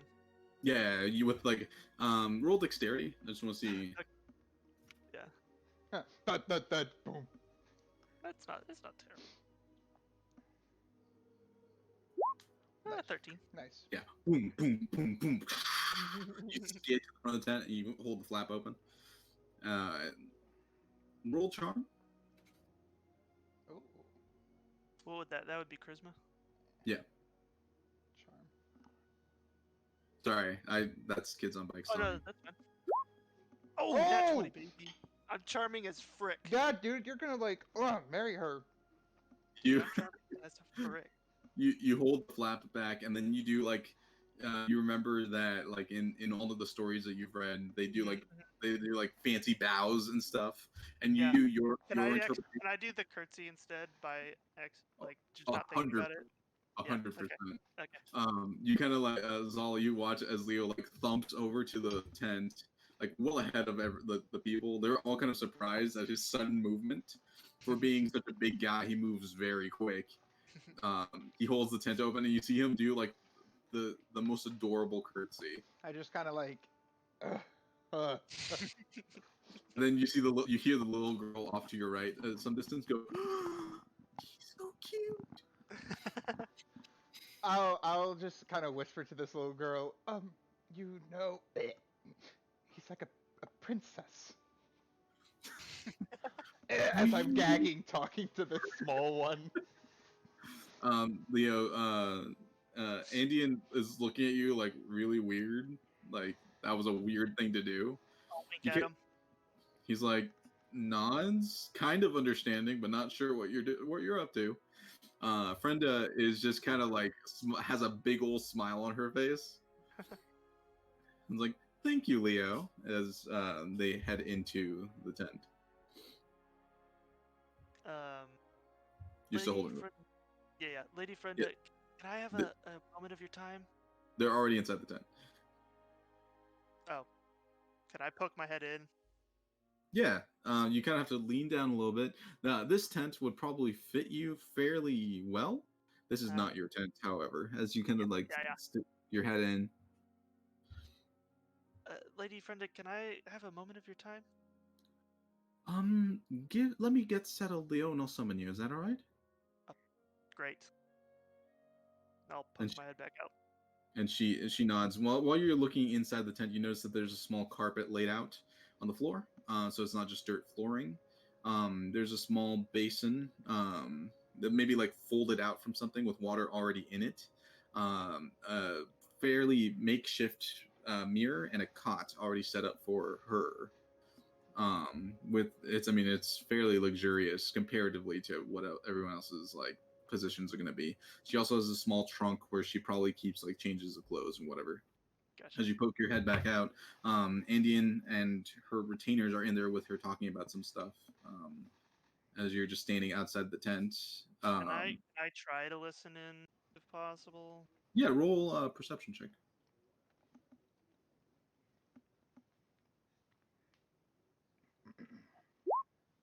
15. 15. You kind of like you stand at the flaps, and then you kind of like put yourself in the middle, so like you're standing guard at the flap, and you kind of lean back and tilt your head a little bit, just so you can try and hear through the tent. There's Totally a fair not there's a fair amount of wind currently like flapping about on the thing, so it's kind of covering up some words, but you do catch words here and there. We'll keep a good retainer of guards outside. We'll have plenty of watch. I just need to make sure that none of and the flap noise covers something up. And if they do manage to, they at least can't get to the flap again. You're unable to hear a certain section. Is that all right? We'll try. The safest thing to do is keep you here in the center. As many of us from them and you. All right. Well, I just hope this trip ends quickly. Not too quickly, my lady. You can't hear anything else as they're starting to rummage and move in your direction. Do you move out of the way? Yeah. You kind of sidestep as the flap opens, and Andean walks out. Just him. The retainer stayed inside to assist the lady. Okay. Good job with the flap. What was with the curtsy? Oh, I thought that's what you're supposed to... Is that not what you're supposed to do?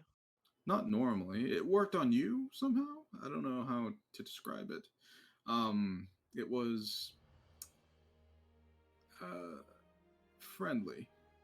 Normally we bow. Oh, okay. I'll try that next time. All right. Be careful not to bow too deeply. You might hit something. Good point. Thank you very much. He nods and he starts heading in a direction. Oh, could you collect some firewood? We got to start making supper. Yeah, sure, I can do that. He nods and... Yeah. That's not our job. I will go find Zala. Okay. You walk up to where Zala is standing. What have you been doing, Zala? I've just been watching around this camp. I don't trust any of these people. Roll perception. There's something nefarious afoot.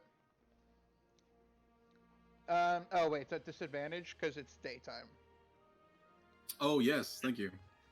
So 17. With a 17, you're kind of like peering about the camp. You watch as one of the guards pulls out a dagger and quickly cuts a length of rope so he can set up a piece of the tent. You watch as another guard draws on some small vial as he uncorks it and he starts putting it into a piece of metal that then he starts buffing. Looks like it's some kind of oil to assist with keeping of metal. Another one of you see one of the children looking suspiciously in all directions, and from underneath her coat, she pulls out an apple and starts biting into it. Looks like she might have gotten that. Yeah, these are some seedy people. There's some... As Leo stomps back in your direction. Well, how'd it go? She said that she can talk to me later. But I did overhear Andean was talking to her, and I kind of heard a little bit. He's worried about someone getting to her, I think. That's the way that they've been talking. They've all been talking that someone's after them. I couldn't catch who it was. And it's quite ridiculous that we are expected to be here without knowing who it is that is chasing them. Well, she said she really wants this trip to end quickly, but Aiden was saying, but not too quickly, Well, I or assume... something like that, so I don't know why he would say that. Well, maybe he's alluding to that he doesn't want them to die, because then the trip would end too quickly. Perhaps it was just a joke, play on words, you know, like one of those haha chummy things. Okay. Well, I mean, that's not very funny to joke about, but okay, if you say so. Did you see Pestle? No, actually I didn't. You know... Real quick, what are your guys' passive perceptions? 13. My passive perception is 13. Passive insight is 15. Jeez. Thank you. Well, I've been keeping an eye out.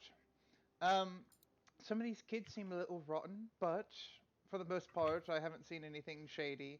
However, Pestle still remains aloof. He did disappear, didn't He did. And on the he? Keep an eye out. wagon, he also was. mm, He's very curious, and someone who's that curious and that elusive of answering questions and leaving, I just don't trust much.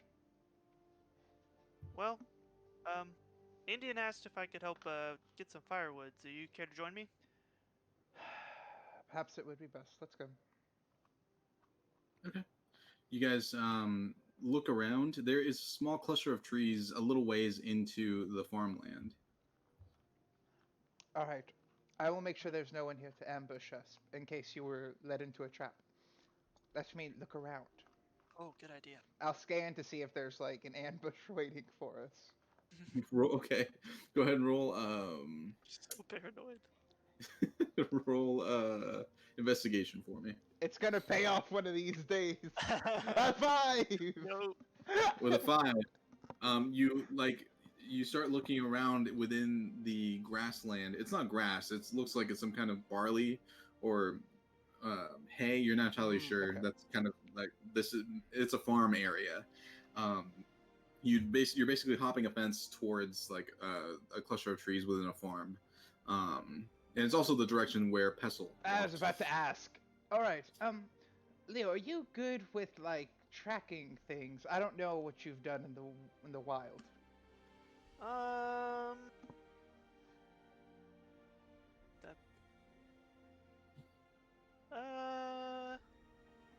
I could try. All right. Well, we're just in the area where Pestle went, and if possible, I would very much like to find him.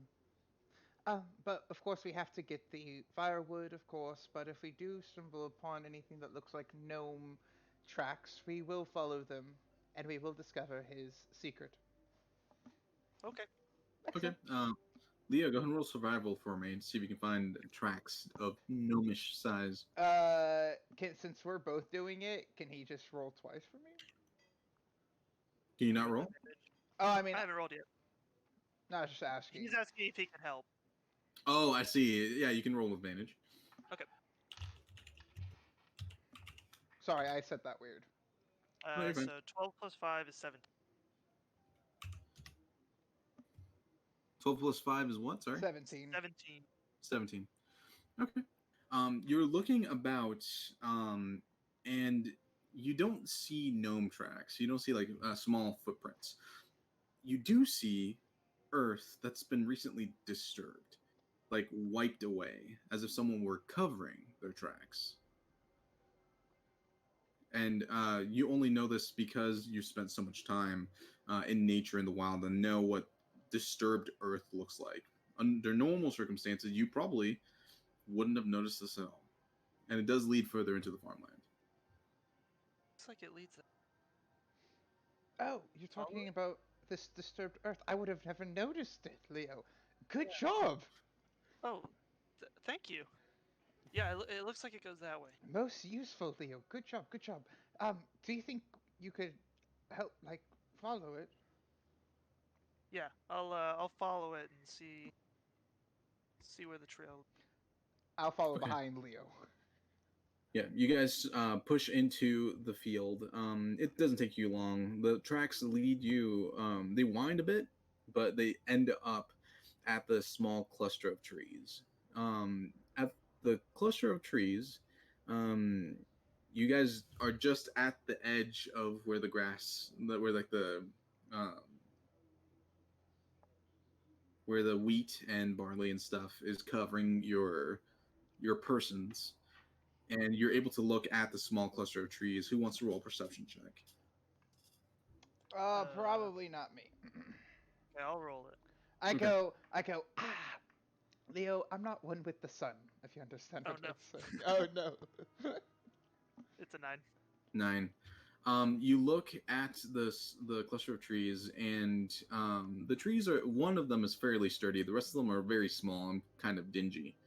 On one of the arms of the trees, you see that Pestle is currently sitting cross-legged. His eyes are closed, and there is a small candle in front of him, burning a bit of incense. Zala, he's right there. How far away is he? He's like 75 feet. Do you trust that, Leo? It's a little nefarious looking. Does what he's doing would that look familiar in Yeah, any way? I've seen Same question. Does that look like a people ritual in my that's tribe like doing anything evil like looking? that. Both of you go ahead and roll a religion check. Here we go. Religion. Okay, a 6. At 20. Dude, Leo, he's a priest. Leo, you kind of look, and what he looks like he's doing is praying. You're not entirely sure to what, but it's very similar to what you've read and seen some of your village people do. He's burning some kind of incense to like gather the favor within his space, sanctifying the space around him, and then he's praying to something. So it looks like he's praying. Yes. Could we sneak close? Are you able to stealth? No offense. Are you able to like be stealthy? I could. I think so. I've seen. Let me see. Mm-hmm. All right. Well, I would like to hear I've who seen. he's praying I've to. seen people doing this, and I'm gonna try to use my hidden step and go invisible. Okay. How long does that last? Is it 6 seconds? As a bonus action, turn invisible. Oh yeah, I guess it is. Yeah. I'm gonna try it though. I'm gonna try it. Okay. I'll go invisible. Zala, you see as Leo kind of like focuses, he closes his eyes, and you watch his fur become like this strange multicolorness, then almost translucent, and his entire person vanishes. You hear him move out of the space and start heading in the direction, and for a moment you're like, okay, that's a neat trick, and then he reappears. Yeah, my eyes are just huge, and I'm just like, oh my gosh. What But is this? I feel like Who's this I'm furbolg? still acting like I think Yeah. I'm still invisible. Yeah. You Yeah. see him. He's like crouching forward and leaned down, and he seems to think that he's still invisible as he's moving forward. Go and roll a I'm like stealth really check. impressed with myself. Roll a stealth check with disadvantage. Oh no. Oh yeah. 2 plus 1 is 3. Okay. So he's just crouching and moving forward. He's not disguising his footsteps. He's just Crunch. I suddenly just go back to these narrow eyes, and I'm like, and it's gone. Who is this furbolg? That's awesome. Do you follow behind, or are you just letting him go forward? 1 second. It was delicious. Thank you. Yeah, I'm eating it, so please don't take my plate. Okay, so thanks, babe. All right, sorry. I'll follow behind. Actually, I kind of want to loop. So like we will end up meeting, and like we make like an oval. Does that make sense? I just want to go the opposite way of him. I want to like pincer. I want to pincer maneuver Pestle. Sure, it's gonna take you a little bit longer. He'll fine. definitely get to him beforehand. But Well, then never mind. I'll just go stop him. I'll say, hey, shh. Quiet down. okay. Shh. You need to be So- quiet. So instead of moving around and looping to pincer in the middle, Leo is already almost halfway to. As you're kind of thinking about this, he's almost halfway around, and you kind of run up and like as quietly and as stealthily as you can. Pestle hasn't looked up yet. This music. Leo, you have big feet and are very heavy. You need to watch where you're walking, okay? Sorry. It's okay. That thing that you like blended into everything, fascinating. I've never seen it before, so amazing.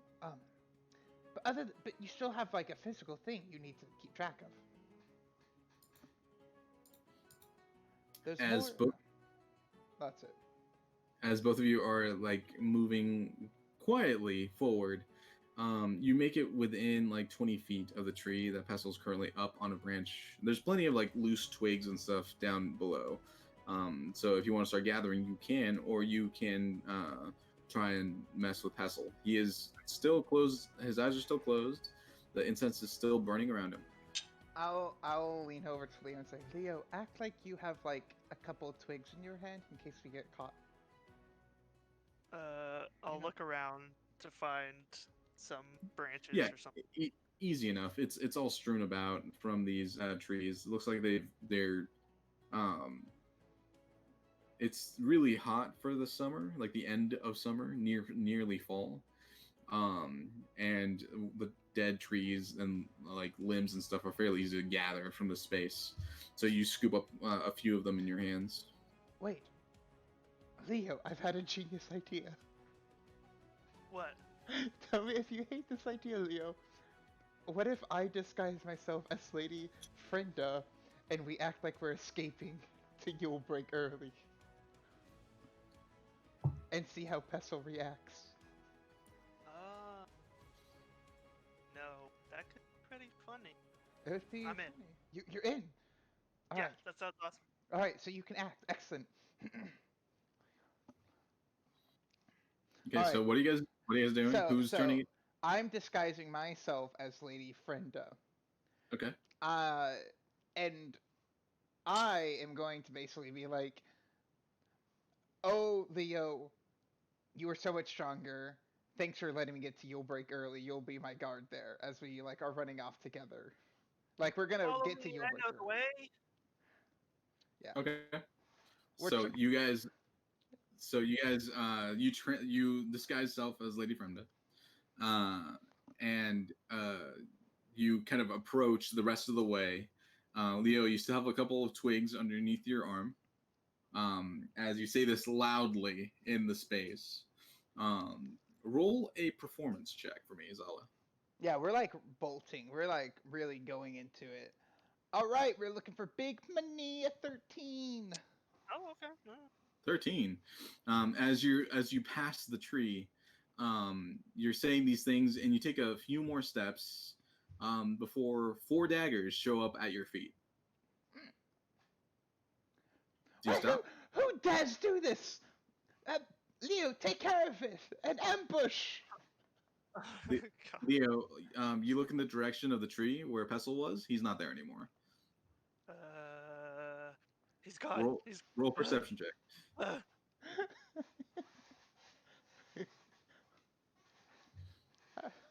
17. 17. You kind of like look in all directions, trying to figure out where he went. And then you see him maybe 10 feet away from Zala. Lady, watch out! Behind you. Pestle, what are you doing? He's kind of arms folded and looking at the two of you. He tilts his head for a moment. He looks at Leo and he looks at Lady Frenda. Roll a stealth check to see how well you transformed. Let me tell you, it's not good. A 10. 10. And he squints his eyes. And then he walks up to you, Zala. Pestle, you know the rules. You can't touch me. 1, that's definitely not the rule. Frick! 2, Zala. We got you! Haha! We got you. You tried to stab me. That was a good one, Zala. Look, if I was going to stab you, I would have stabbed you. Why did you throw daggers at your lady's feet? You can drop it, Zala, as he goes and starts picking up his daggers that are like kind of sticking up out of the ground. Fine, I'll drop my disguise. Actually, I'm gonna keep it up. I'll just stay like this then. It's fine. Whatever suits you. Now, He He's picked up all four of his daggers Why did you throw your daggers at me, like, instinctively? to stop you from running away. Well, why can't I run away? Because it would have been stupid for Lady Frenda to start running away. No one would expect her to be off on her Especially own. in that direction. And he points towards the mountains in the north. Dang it! I've got to work on Why? my directions. Wait, what? So, Is she going to Yulebreak? well, yeah, We knew that, Leo. going in that direction would take you directly towards either, The lake. well, yeah, which wouldn't be great, honestly. Or worse, it would be taking her directly to Saman. Ah. I see. Saman. Did Andy not tell you what we're doing here? No. He whispered to you. I figured he told you. Well, No. we're protecting this lady, but I would like to know who she's on the run from. She's not on the run from anyone. Twin and Yulecrest aren't currently in the best of terms. Oh yes, I knew that. I'm sorry. I see. And Well, she why is not? and she is a lady. And from what you can insinuate, she's probably not from Twin. Right, so she's from Hillcrest. I see. Oh. It all makes sense, Leo. So why was she in Twin before then? Well, you got to cross TwinRiver to get from Iron to Yulecrest. Oh. That's fair. And then there've been all these awful rumors lately. Rumors of... The Butcher. Oh. More words, please. The Butcher of Saman. That The is Ravager. That is amazing. Keep going. It's a group of mercenaries that have been running about crazy. They've been killing all kinds of caravans. That's why trade's been so slow going south. I see. Did you notice that Twin was like almost had no trade whatsoever? Yeah.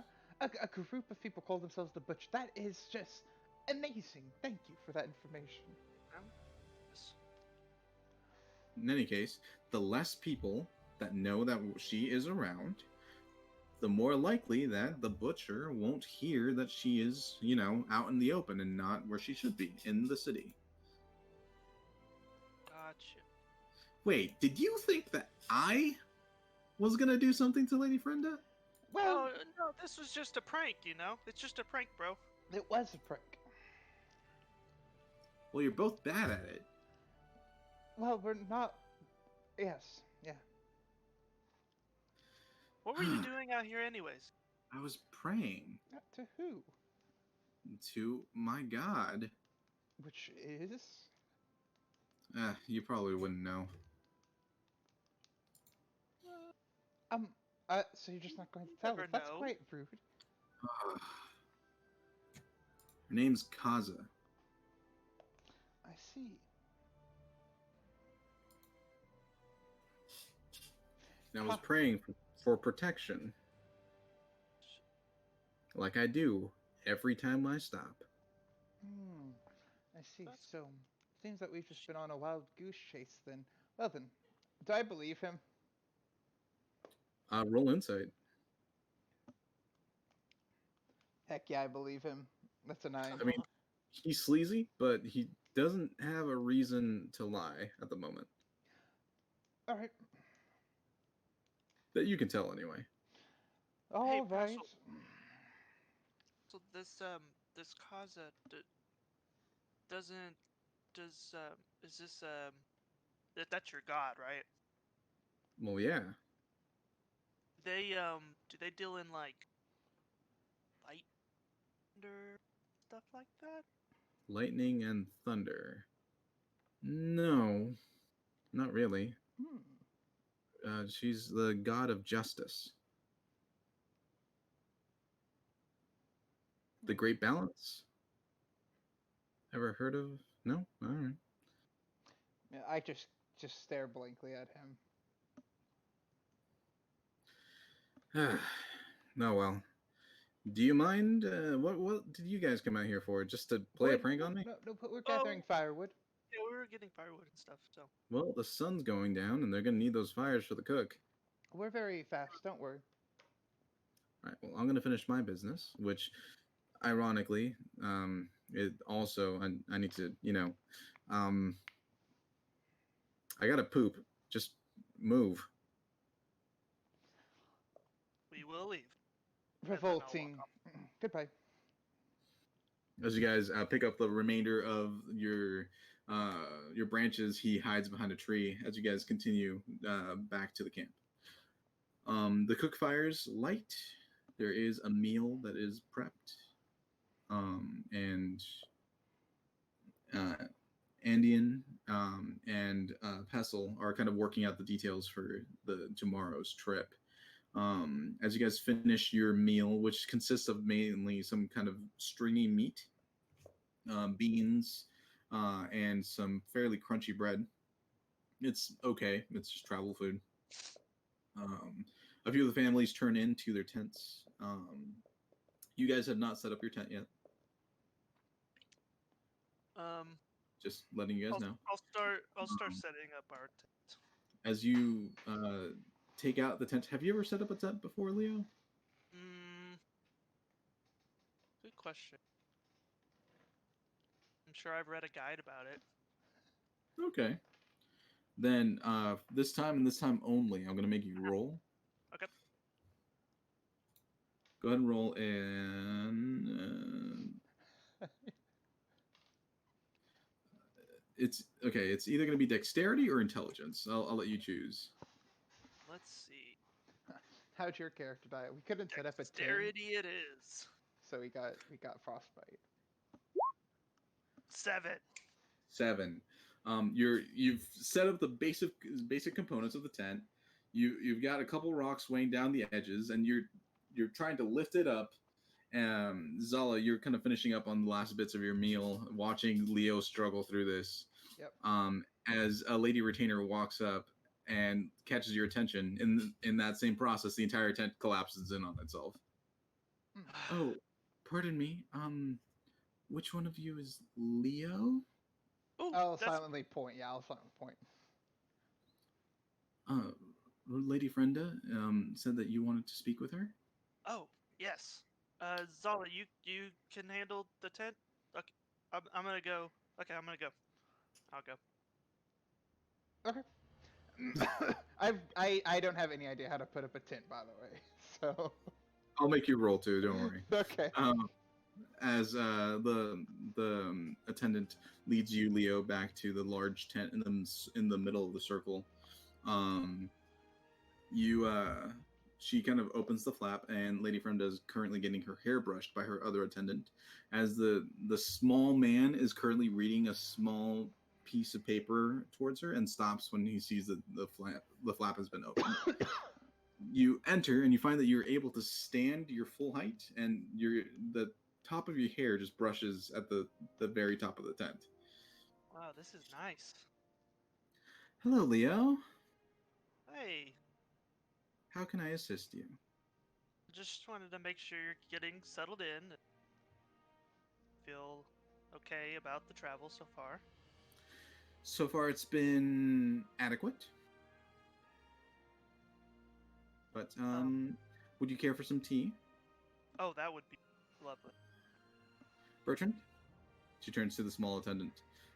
He kind of stands and he walks out of the tent.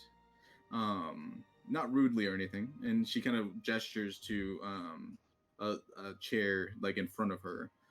It's a very small chair. It's really a stool that can maybe fit one of your butt cheeks. I'll just like sit cross-legged on the ground. Okay. You kind of plop yourself on the ground. As Bertrand takes a few minutes to go prepare some tea, she looks at you. Where are you from, Leo? Oh, I'm from kind of the northern part of Iron. Oh, I don't think I've ever been that way. I've always seen the road turn off from the King's Road, but I've never seen any sections further north. Is there high iron deposits? Uh, well, it's kind of close to Stone Crash if you've ever heard of that. It's a I'm small sorry, place. I haven't. But you're from Yulebreak, if I understand correctly. Yes, I am from Yulebreak. Um, I recently came back from a trip from the Gold Consortium, and now I am making my way back home.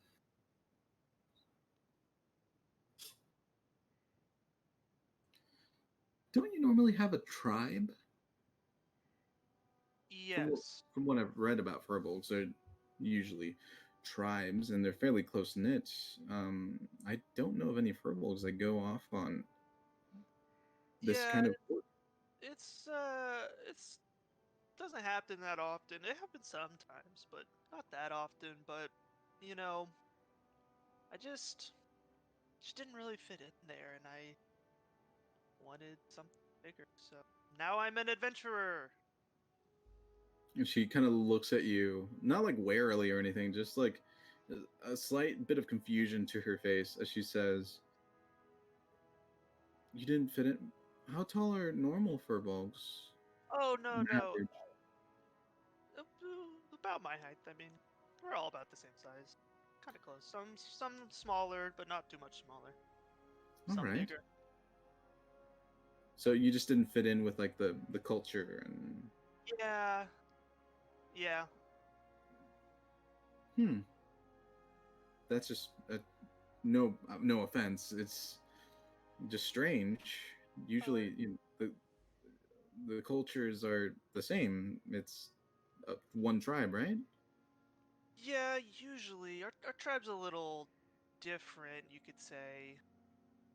Not like typical tribes, but um yeah, I just didn't gel with them. Hmm. And if I may ask, and she kind of like leans in, like almost to a whisper that only you can hear. Aren't most tribes in Veronmere? Yes, actually. Uh most are. Um but ours I don't know when it was. It must have been well, actually I think it was when I was just a baby, but ours moved across the Titan spine, made a home in Feria. We're actually the only one. Huh. Interesting. And the Iron Council doesn't know this? Um, you know, I don't know. They might. I don't really have a lot of ins and outs of the political stuff. I didn't really deal with, the outside It's interesting territory. nonetheless. Bertrand returns with a set of tea. It smells very nice, like a little bit of mint and lavender. As he sets down the small tray, she takes the cup and sips it. Do you drink any? Yes. Okay. Actually, can I,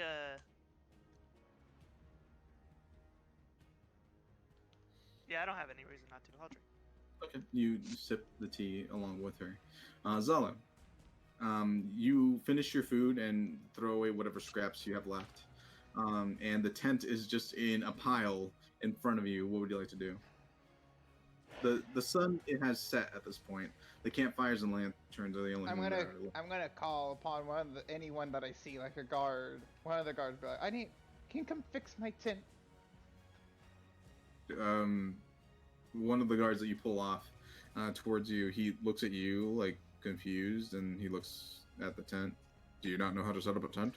Uh, not really, no. I'm used to Huh? just sleeping on the bare ground, Aren't you supposed to be guarding along with us? Yes, but it's good to have an extra tent, just in case. There's more things for the enemy to check if they invade. I'm not saying that you can't have a tent. I'm just saying, I figured you'd have experience to set up. You know what? Not My gonna ask questions. experience is elsewhere. Please mind your business. I'm only gonna show you once. Okay. if you would like to watch how I do it. I will watch ever so carefully. He I don't goes. watch. He goes through the motions of setting up the tent, and after he's finished, he pulls on the last rope, and the entire thing collapses in on itself. And then he gestures towards the tent. What? Well, now you build it. Oh, was that a lecture? Oh, then I'll just sleep on the ground. It's fine. He looks at you, confused, and shrugs and Thank you heads for off. your help. No worries, he says, getting further away. Foolish. Zala, you look about the camp and you see that there's several guards posted. Some of the guards are already asleep. Looks like they're getting ready for rotations. Andean is currently seated on top of the highest cart, and he's keeping an eye out towards like the region. It's mostly farmland around you guys and the King's Road. Roll perception check for me. Is it? It is night.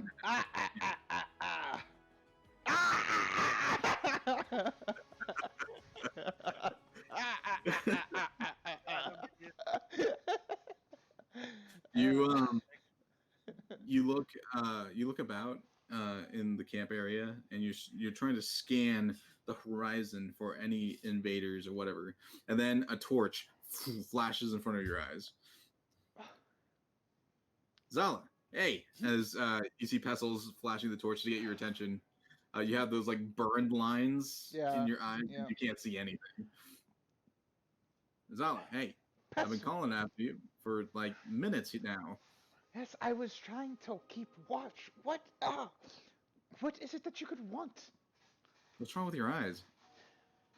You just burned them. I would just wave it. Imbecile. Just wave the torch to get your attention. God. In any case, which watch do you want?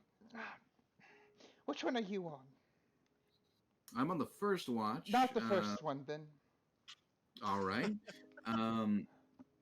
Those two. He points at two of the guards. They're on second watch, and but I can switch them around. Which one's Andean on? He's with me on first watch. I can divide up if you want to talk to Andean or whatever. Are there only two watches? No, there's three watches. And then who's on the third? Well, those two. He points at two other guards. Very well. But we need two more. We have enough guards to rotate throughout the night, but we need, you two watching at some point. How long are the rotations, Pestle? 2 hours? Roughly, yeah. All right, then I will keep watch on the third and fourth. What? I'll keep watch on the third and fourth. There's three watches. Oh, then on the second and third. So you're going to be watching on two watches. Sure. C'est la vie. Second and third watch it is. What about your friend Leo? Where is he anyway? Oh, he went to go collect some more firewood. And also to try to find some leaves for me to sleep on. Right. What happened to your tent? We decided not to put it up. We think it's a little too lush for our taste. We're more of a rough and tumble crowd. You two are weird. All right. Second, third watch. Says the gnome with the flute and dragon chess set. Hey, that's normal. Everyone has a flute and dragon chess set. Ask that guy. He points over at one of the men from the families. He looks like just an average guy. He turns around. He has a flute in his mouth. He gets it. Just incredible, honestly. All right. He chuckles and starts walking off. You see the little girl walk past with a dragon chess set.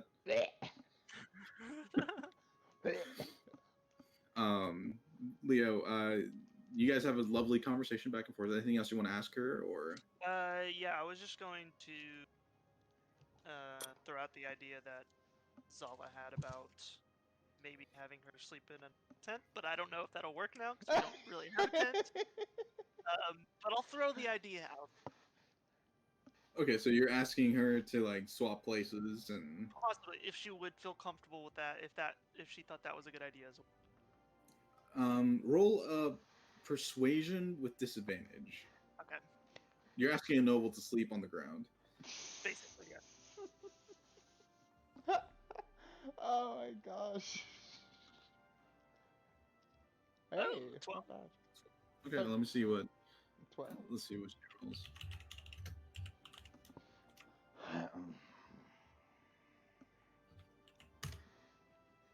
Okay. She kind of ponders it for a second. This is a pretty fair idea. But wouldn't you be in danger? Well, I mean, we signed up for it, I guess. Just an extra precaution.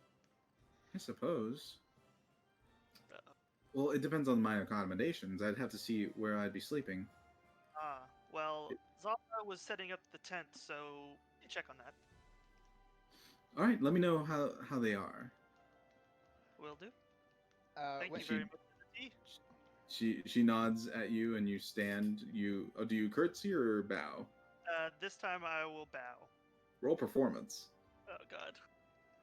Should have curtsied, you're an expert. Hell no, dude. I might be after this. Oof. That's a 7. With a 7, you start to lean forward, and you're like, "How far did he say to lean forward?" He's like, "Lean forward, or else what was that?" You keep leaning forward, you lose focus, and you become top heavy, and you fall forward flat on your face. You knock the tea set on the ground. It's fairly sturdy and it's soft ground, so it doesn't break or anything. But it splashes tea on the carpet. Oh, I'm so sorry. I'm sorry. Fremda just starts laughing. Please She's forgive like, me. I'll start backing out. Still It's lean over. "It's perfectly fine. I would stick with curtsying if I were you." Duly noted. But all very, very embarrassed walk out. Why? Okay. I just imagine that scene, like Leo and Frenda, like the papers fall out of the like schoolgirl's hand and they go to pick it up together and their eyes meet. Zal, you watch as Leo is kind of bobbing his head a little bit as he walks out of the tent backwards. He faces you. You've never seen a furball, one, but you've definitely never seen a furball blush before. It's really weird. This is fascinating. What is this creature? As he walks up, I just have like my legs crossed and I'm just like, I'm just like sitting there like nonchalantly. Oh, you're back. Zala, where's the tent? I'm afraid I couldn't get it either. I tried. Okay, well, okay. That's fine. I mean, I tried to. I understand. How'd your talk go? Good. Turns out she's from Yulebreak, like we already knew. She was coming back from a trip from the Gold Consortium, was that what it was? Consortium. Oh, the South. All right. So I don't think I know much about that, but I don't know. It is in the South. That's about all I really know. So that's kind of her story. She did seem very pleased with the idea you had about possibly her switching. Oh.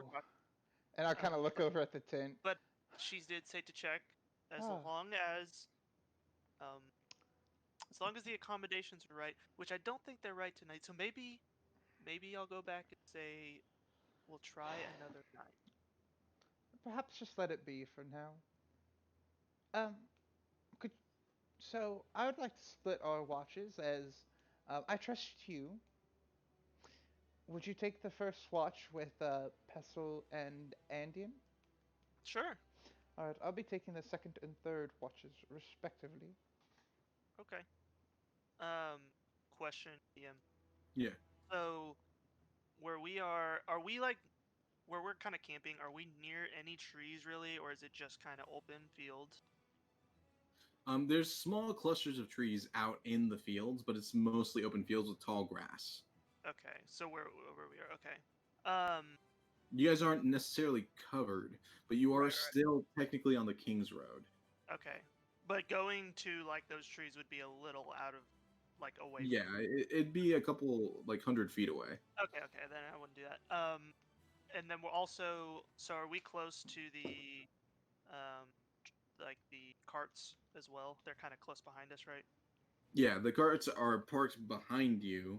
Okay. You're in front of the carts, like maybe 50, 75 feet away from the road. Okay. Can Um, I take our tent stuff that we have, mhm.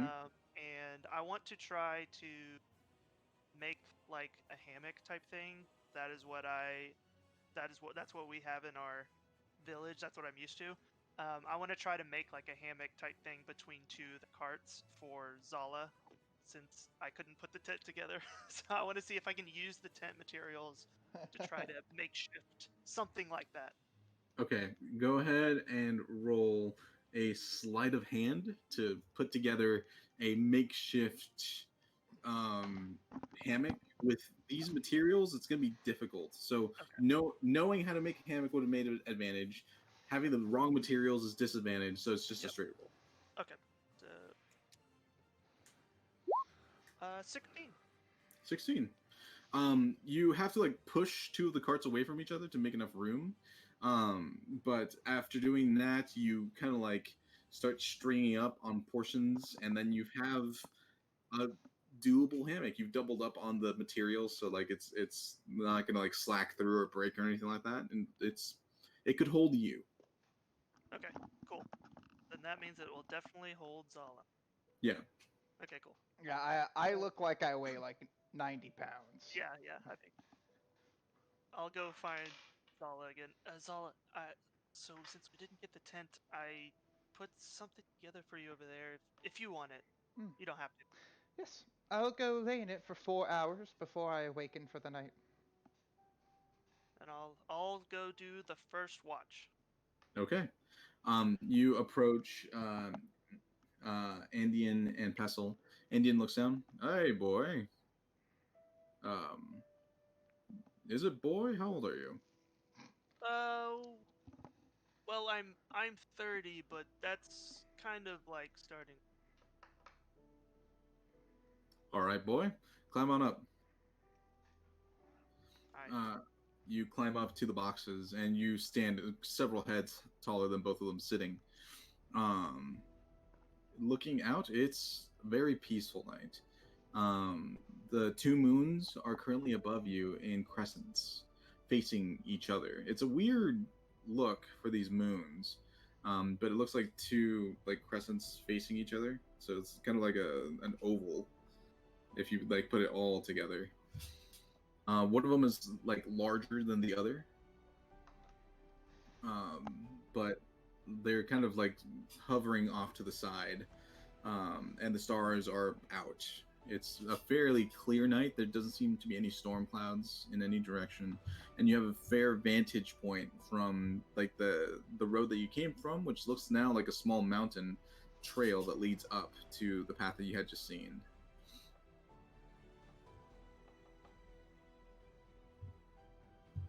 sorry. No, you're fine. And then looking out in the direction you're gonna go, which is just open field as far as you can see, with rolling hills dotted here and there. A couple of odd structures that you see, but they're fairly far away and too dark for you to make out anything. Do you have dark vision as a furball? I don't believe so. But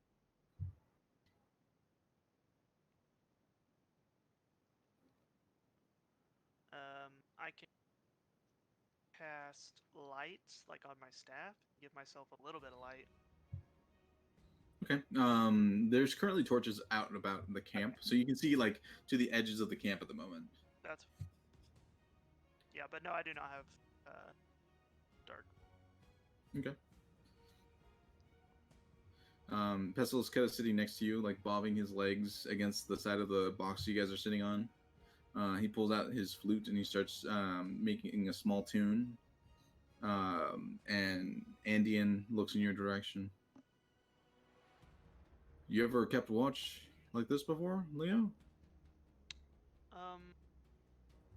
Not like this, but I see. it's nice though. It's fairly calm right now, but you know, you never know. Leo, roll perception for me for your watch.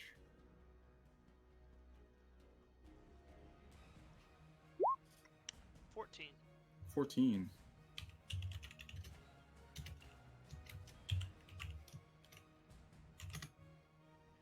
Okay. You're kind of like peering into the darkness, just the beginning of the night, so there's still lights nearby you. It kind of makes it more difficult to see out distances. But you do see on the north part of the King's Road a couple of lights heading in your guys' direction, like riders in the night coming down the King's Road. I'll see that. Andean looks in the direction that you point. Wait a moment. You keep staring at those lights, and then you see one of them flash blue, and then it turns back to normal as it's approaching. Nothing to worry about, Leo. Is that like a sign? What was that? Is that like a sign? It's the Saphirian Knights. It's the King's Road. The King's Road is patrolled. Gotcha. Well, that's good. Yeah. If you see 3 torches and flashes of blue, it's usually Saphirian Knights on the High Road or in the King's Road. Well, So good to know they're out here then. Yep, they should pass us in maybe 20 minutes. Then we'll see another patrol in about 3 hours. It makes the roads fairly safe, at least in travel. As long as you're on the King's Road, all the other roads aren't as traveled by knights. Glad we're on the. That's the only way to get to Yulebreak. Sorry, Yulebreak. As they're kind of like lounging and looking in all directions, you don't see any trouble on the roads. A few hours pass, and your watch is up. The 3 of you stand down. A couple of the guards hop up. Thanks for hanging out with me, guys. Pestle just nods and lets out a long yawn as he just stumbles into his tent. Andean said, "You have good eyes. Just stay wary," as he moves towards his tent. Does he just look like like he's done this a lot and he's generally like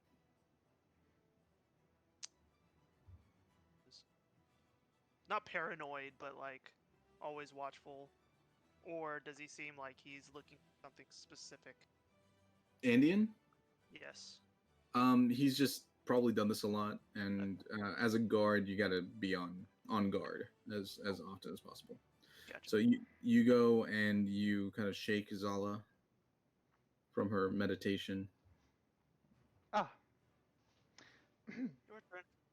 Thank you, Leo. You hop out of the hammock as Leo stuffs himself in the hammock. It kind of bows out a little bit more, and you hear the supports on the cards kind of under the strain of his weight. But you head up to the perch with the 3 other guards. There's one other guard in like the grasslands, and he's keeping a watch in the behind you guys, and you guys keep watching. I'm not 3 sure. other. I don't know how to do this, so I'm just like standing straight up, just looking in the distance with my superior dark vision, just kind of just mindlessly staring in one direction because I don't know how to keep watch. All right, then just go ahead and roll perception. 16. 16. With a 16, let me roll somewhere.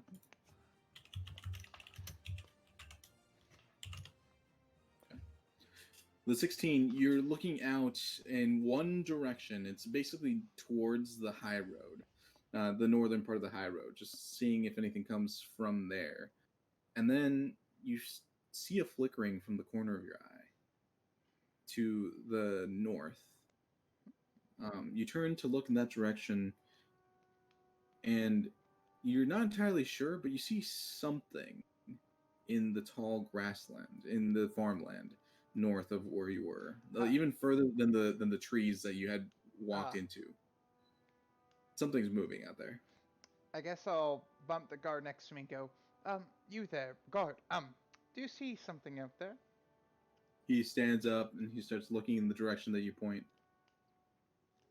No, I don't. Well, you have bad eyes, so I shouldn't have asked you. Oh, excuse me. No offense. He sits back down. Is he human? He's like, yeah, he's like it's just grumbling. It's a human thing. It's not your fault. It's racist. Kind of. I apologize. I guess I keep an eye on it. I mean, I'm gonna be here for another 3 hours, so I'll just keep staring at it. Movement keeps going. It's not necessarily moving towards you. It's just moving out in that field. And then after maybe 15 minutes or so, it stops. It never approaching your direction. At this point, the lamp light and stuff has been dimmed or turned off around the camp, so it's a lot easier to see the distance, especially with your superior dark vision. But no more movement after that. That watch ends. Another group of guards switch. They ask you if you want to switch out. You say no. No. And then these guards swap out with new ones. Roll perception one more time for the third watch. Bada bing, bada boom. Here we go. Get a little hot. 17.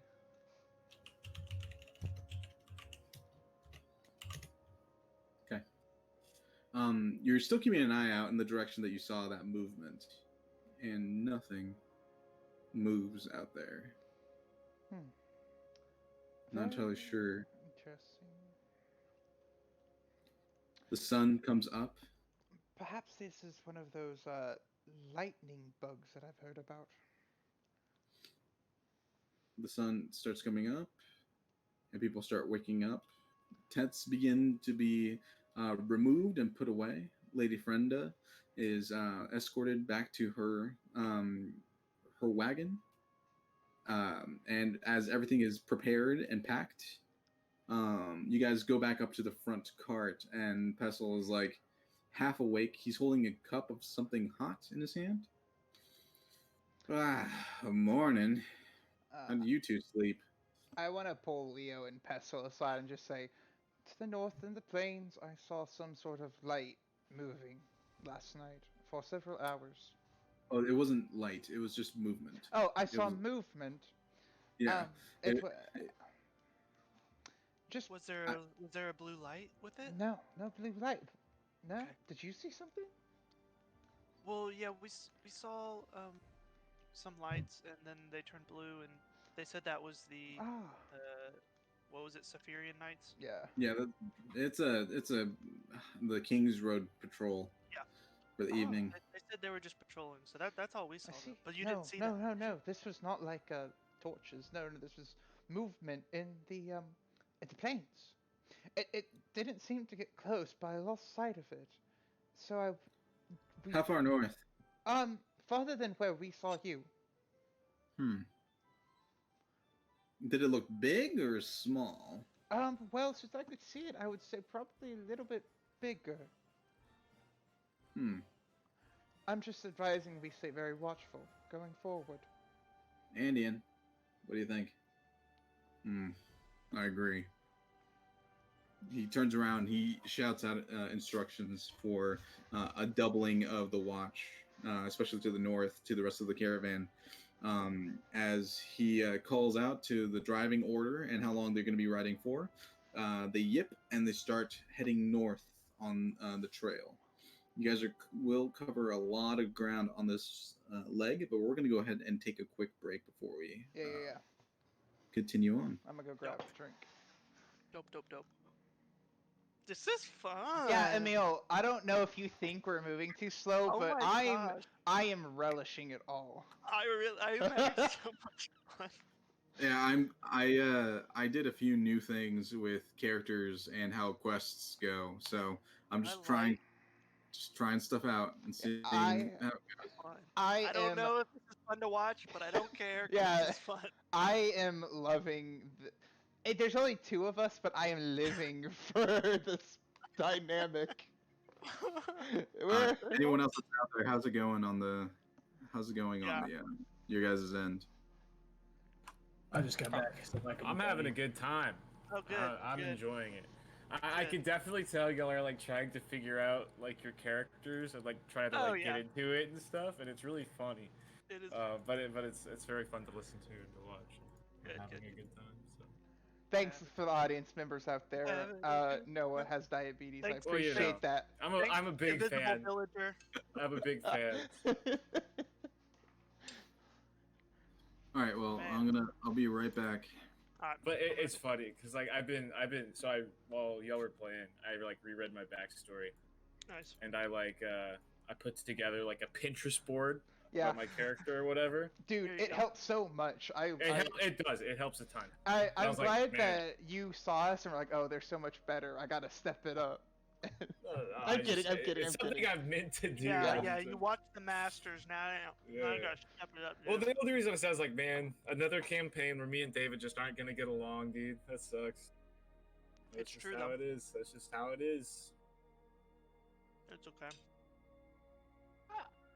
I had no idea how I was gonna be, so turns out I'm soft-spoken. That's fine.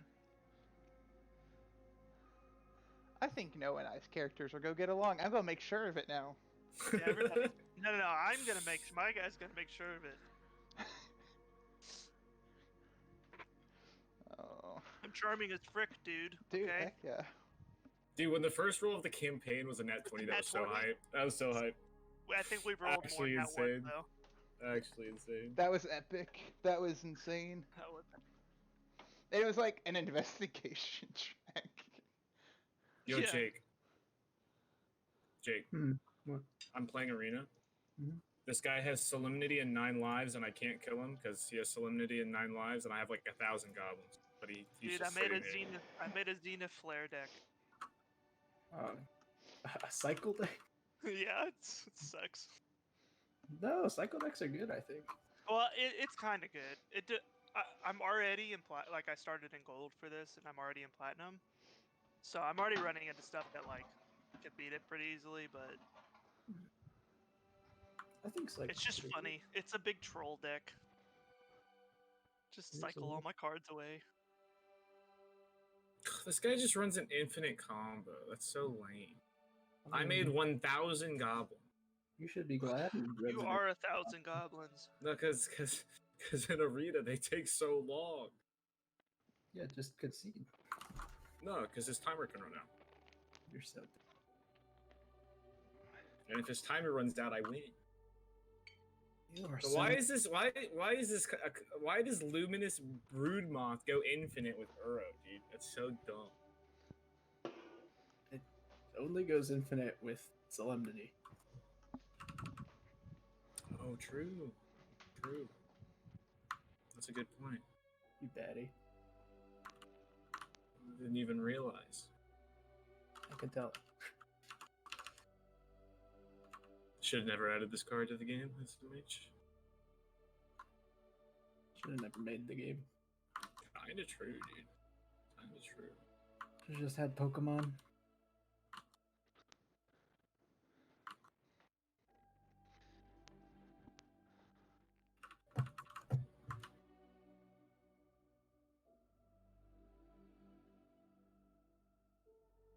I'm glad Dave ran the Play a Woman Gambit, dude. It's not a game. I feel like it's kind of a gambit, dude. Somebody had to do it, you know?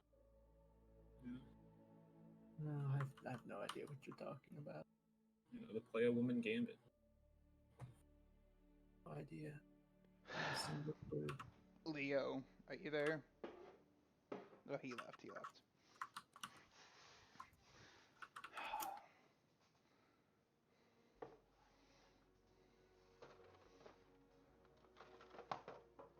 I don't know. We rolled a lot of natural 1s and 20s. It's gonna be an extreme campaign if that's the case.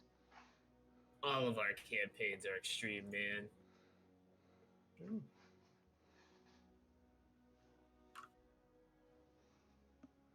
Remember Talrand? Scrah! I wish I was there for Talman. Were you in Arkansas at that point, or were you still in? No, Texas? it's in Arkansas. Cause I've been in I'm Arkansas. sure you would have been there had you not been. No, yeah, I've been in Arkansas literally since before Blake went to ACU. Which before you went to ACU. Since I was I'm a year older than y'all, and I went to Harding. Arkansas sucks. I kind of disagree. Would I rather be in Texas? Yes. I don't like Arkansas, dude. The roads, they just turn and twist. Yeah, and go but up so and down, pretty. dude. It is pretty. And it's like, why can't you just make a road that goes straight? Me Texan, me want then long make- road go 80. Yeah. Well, it's not even that. I just get like you car want the sick. long road that goes 80. I just get car sick, dude. Oh wait, no, Cameron, come back. I want to talk to you. Honestly, if you can't go 80, are you really driving at all? Cameron, come back. Oh, there he is. You can't go 90, really. Oh, I was just gonna say, I love Leo, and I will die to protect him. Cherish. As a maybe not in character, but out of character, I will die to protect him. As David. As David, I will die to protect this poor lost boy. This poor boy. This guy's just gonna draw his whole deck. He has. I don't. Let's forget the rest of the other 5 people. Let's just have our own campaign. Yeah, I don't Is think your we're name gonna play with Zala, y'all dude? anymore. Are you the Valmarines dog? Zala. Yeah, that's Zolly. Dave is the doll. Imagine we Yeah, go from Zabar to Zala. Why is there no dog race, dude? What's up with Yeah, what that? the frick, dude? Give me a There's doodle race. even an elephant race. There's a dog race. True. Is there? I don't know about that. Can you play like a Not lichen? playable one, right? It's technically a what's it called? The werewolf lycanthropy. No. It's a hyena. Oh. I think blood hunters can have a werewolf subclass. Oh wait, they added those onto Hero Forge.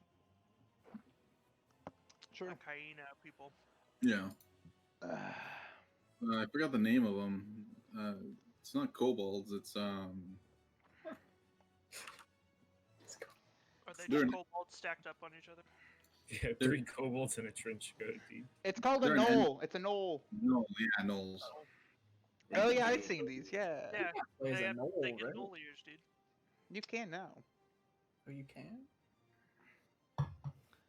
You should be able to. One of them has gnoll as a playable race. Those are the guys that they fought in Cruel at the start. Yeah, they get Yeah. knoll ears.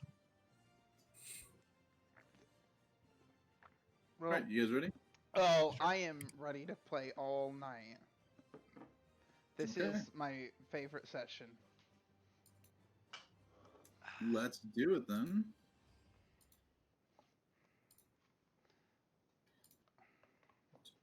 Music. You guys are continuing on the North Road for several hours. You ride unmolested by any third parties or attackers. In the early morning, looks like everyone's kind of eating something from their packs for breakfast, since no one stopped to like cook anything in the for breakfast. Looks like it's just lunch and dinners. You see Pestle is currently working on a small sandwich that he had probably prepared beforehand. and Andean is just kind of eating a fruit of some kind. Maybe like an apple or, nothing crazy. The horses continue forward. It's just farmland. On occasion, you pass by a street that leads to like a farmhouse. You pass several other like farmers or people in carts that are traveling in opposition or as in the same direction as you. But nothing too crazy. I need both of you to go ahead and roll perception for me. All right, disadvantage. A 6. 11. 11. Pestle has climbed onto your shoulder, Leo. And he's like holding your head to like stabilize himself as he's like literally standing on it to like look out.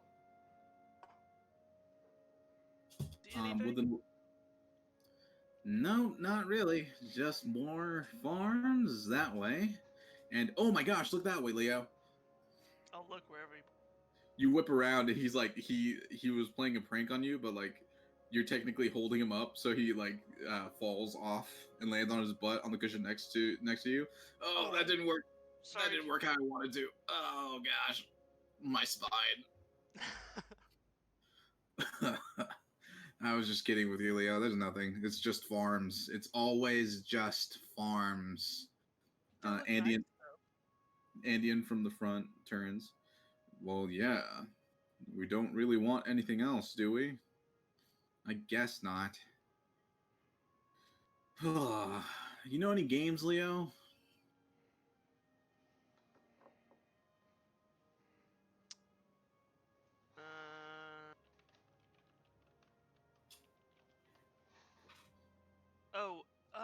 Yeah, actually, there's a game my tribe used to play.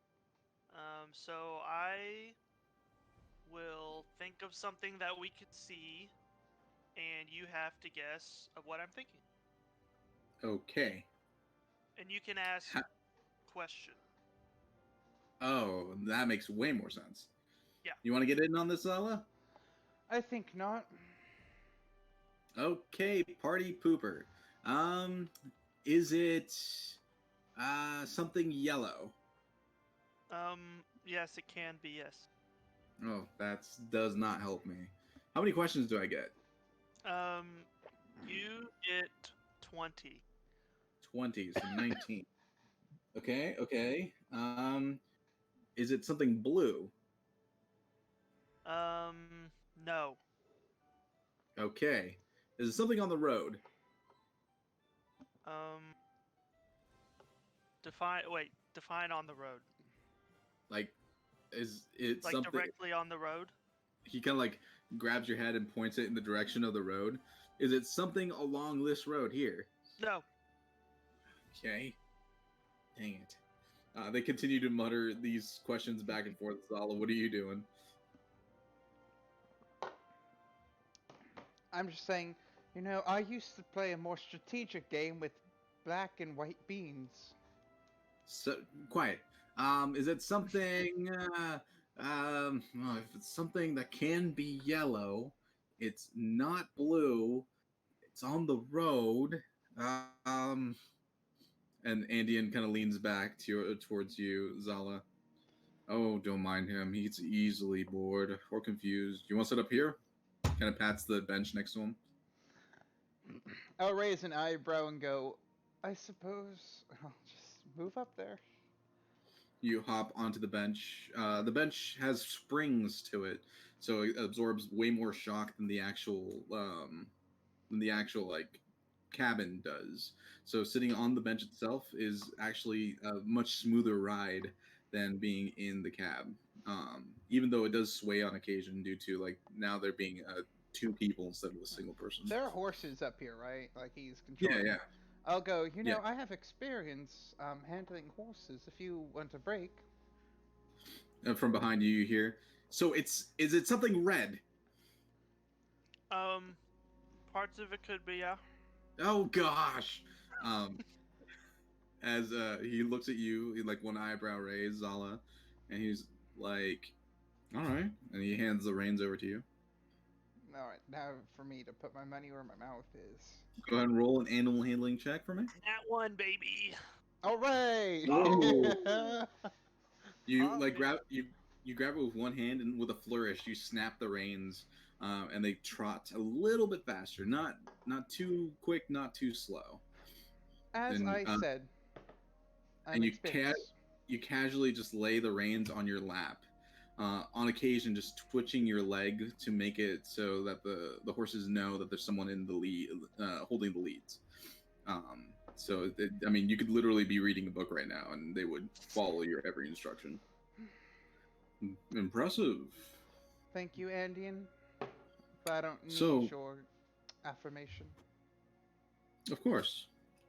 I was merely making an observation. So, Zala, or should I say Lady Zala? No, just solid. Understood. You just have a refinement to you that I don't normally see outside of noble houses. Well, some of us just crave to maybe rise above all station.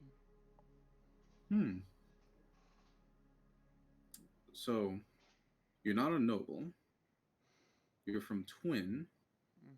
I'm assuming you've been to Saman before? Correct. I tried to get there. I only got on the outskirts, of course. I heard that there might be new fossils and rocks. I ended up just kind of crushing everything with my hammer by accident, so I didn't go much further in, of course. It's a difficult profession. And it's Especially- also it's disgusting looking. You get no recognition and are treated like just dirt, literally. I understand that. I've had my share of odd jobs in the past.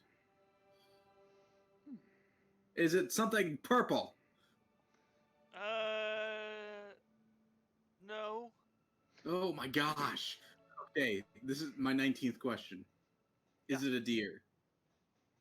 No. Okay, what is it? A farm. He sits quietly for a moment. Then he opens the door to the cabin and he starts trying to walk out. I'll grab him. Wait, no. I'm sorry. I didn't say I was good at the game. I just said I knew a game. Let me go! Let me die! I'll pick him up and like set him down on the chair on the table. That's all you see. Andy just kind of shake. And Andean, how do you know Pestle? Vessel joined the guild 5 years back. He's a little odd, but he's actually very resourceful and quite capable. That's good. Don't let his demeanor fool you. He's a good egg. You're an egg. He's like sulking. Okay, my turn now. Oh gosh. Okay. Well, ask me questions. I got it. You already decided? Yep. Okay. Is it on the road? Yes. Okay. Is it a tree? How did you do that? Whoa, Zala, you're really good. Just incredible, honestly. I'm just gonna go back to controlling the horses. You guys faff around like that for a little while, just trying to play different games, card games. I Card games. tried to get him to teach me Dragon Chess one more time, but Okay. ultimately failed probably. Roll intelligence check just to see what happens. Come on, Leo. Yo. Nat 20. We'll be chess buddies. Nope, 8. 8. With an 8, you're starting to get the concept of it. Like it's simple on paper. It should make sense. It's just the strategy's the bit that gets you. So confusing. It gets super complex for some reason that you can't like parse together. But you have a bit of an understanding. Like you can at least know how to set up the board and what the pieces do. You guys continue on for a time.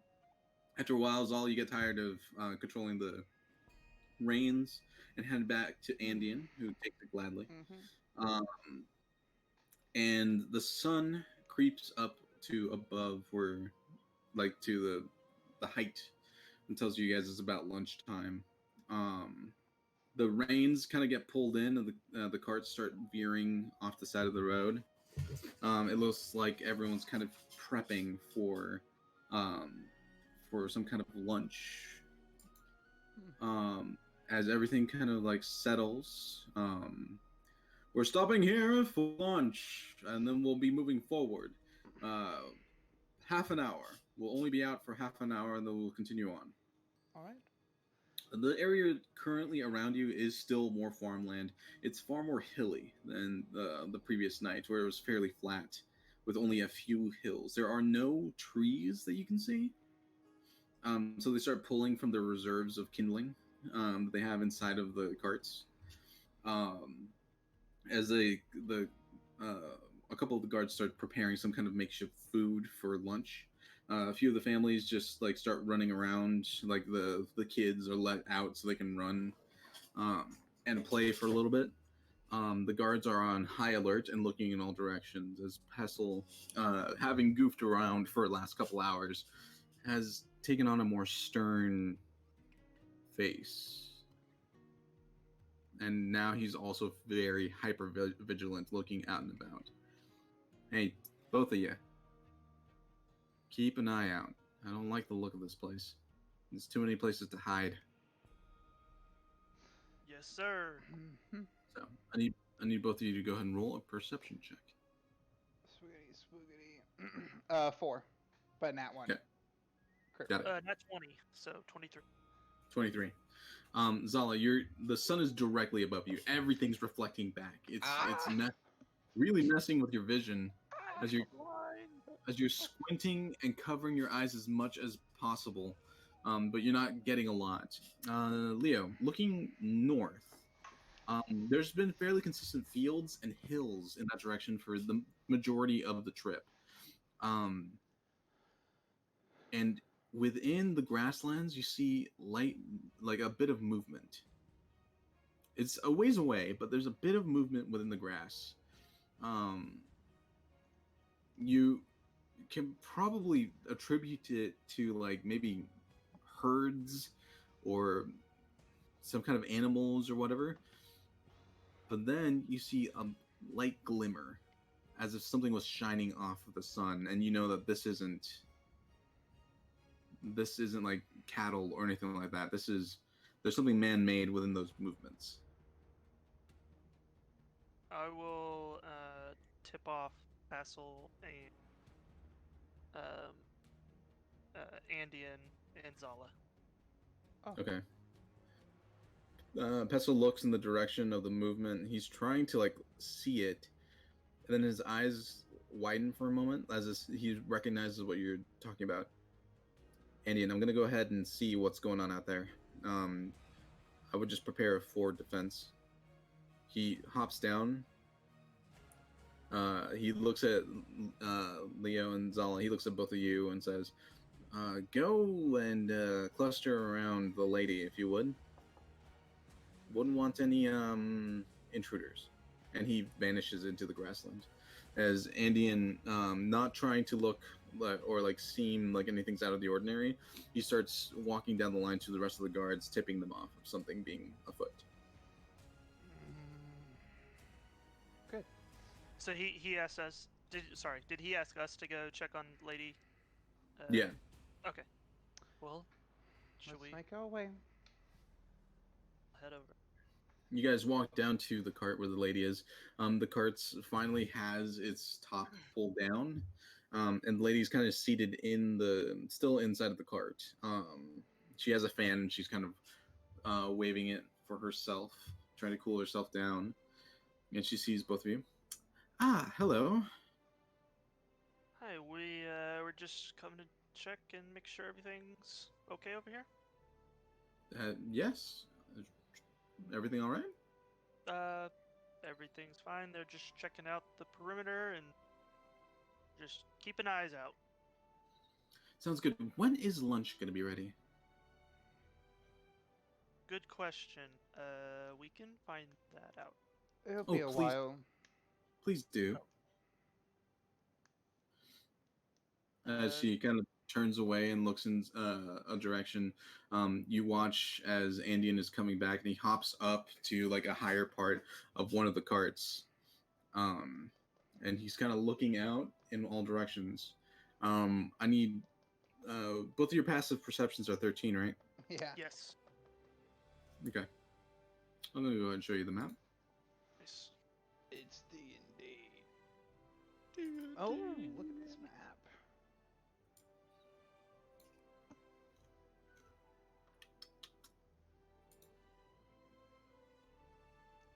Let me. Love this Yeah. map. It's cute. AF.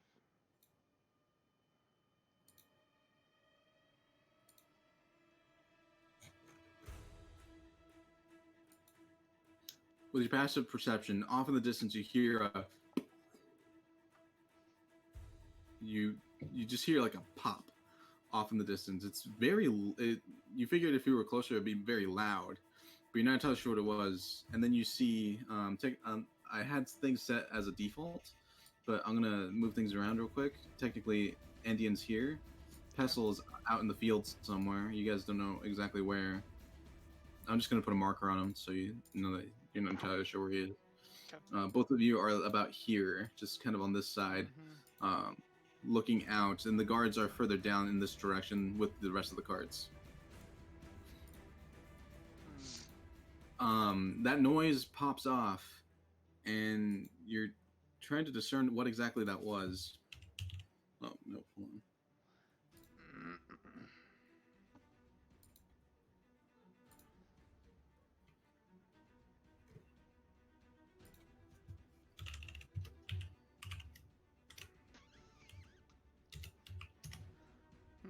Okay. And then you see as Andean just falls back out of the cart. He's on the ground, prone. Andy, are you okay?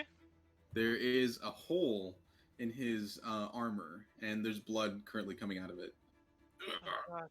Oh, gosh. Ow. That really hurt. I think we're under attack. Yeah. Several other shots ring out from the distance, and you see other guards just fall to the ground. Can we see where they're coming from? Roll a perception check.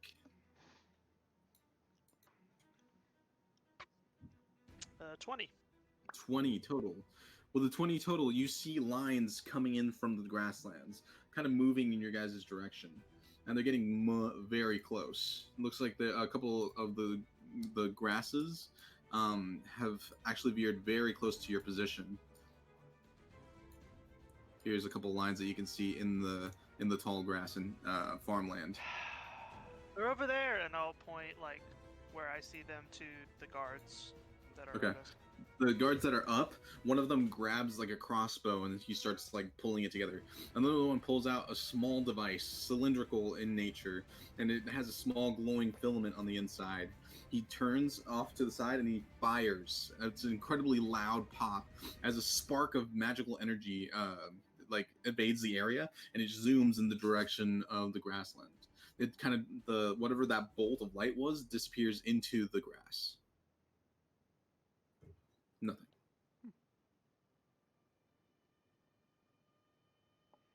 Silence. I see no movement now. No movement.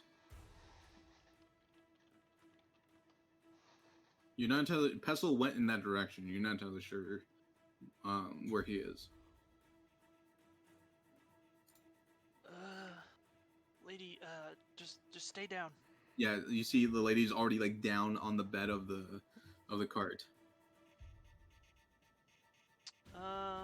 With your perception, both of you notice a twitch of movement within the grass as a couple of gentlemen start emerging from the space.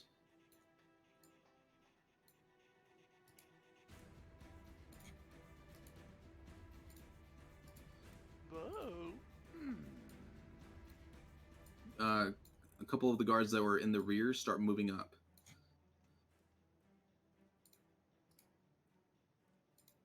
To try and flank the position of the lady. These children back here, they hop, they're pulled down by their parents, and the man that you figured was like a father, he stands up, he pulls out a pistol, and he starts firing in the direction of the gentleman as well. As the lady protects the children down below.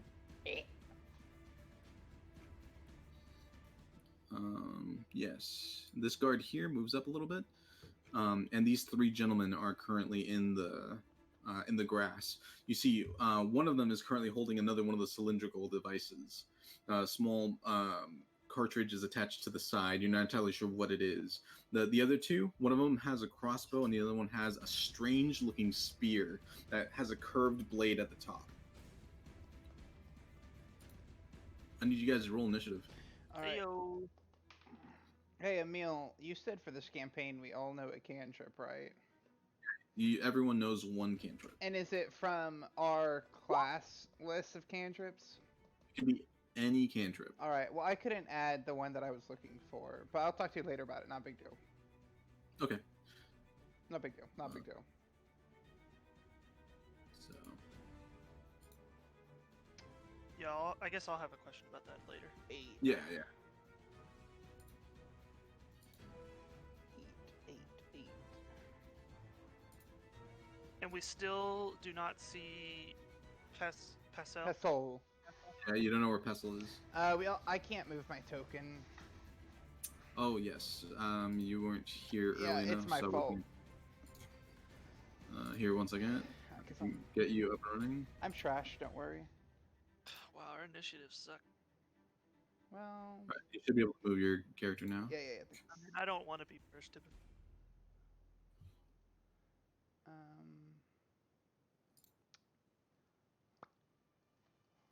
Ooh.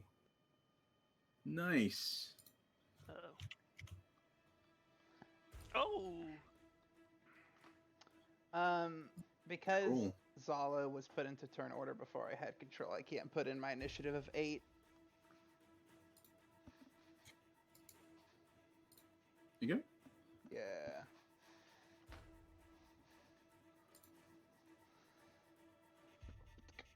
Okay. Not as good, but it's something. Alright, let's get this money. Get this bread.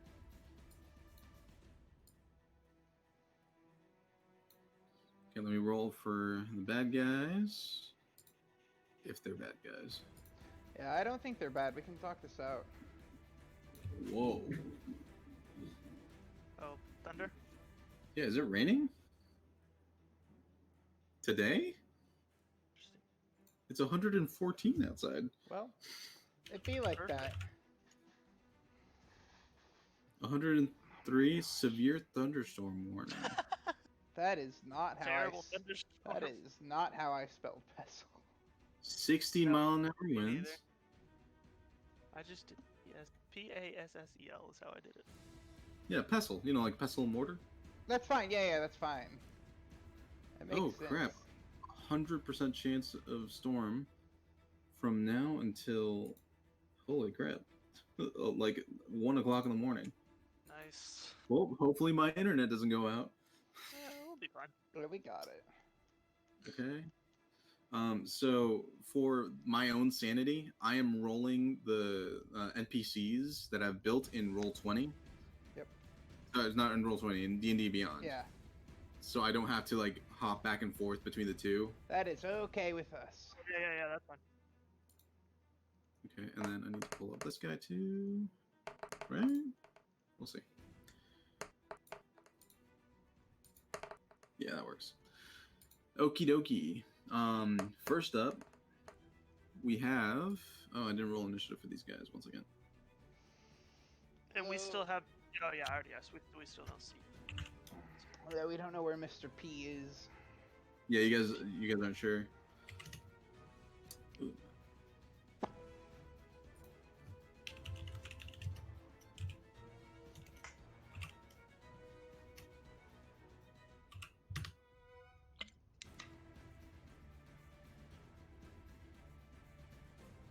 Okay, and for the guards.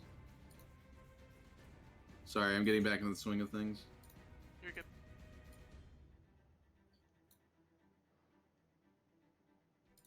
I'm just watching David try to write.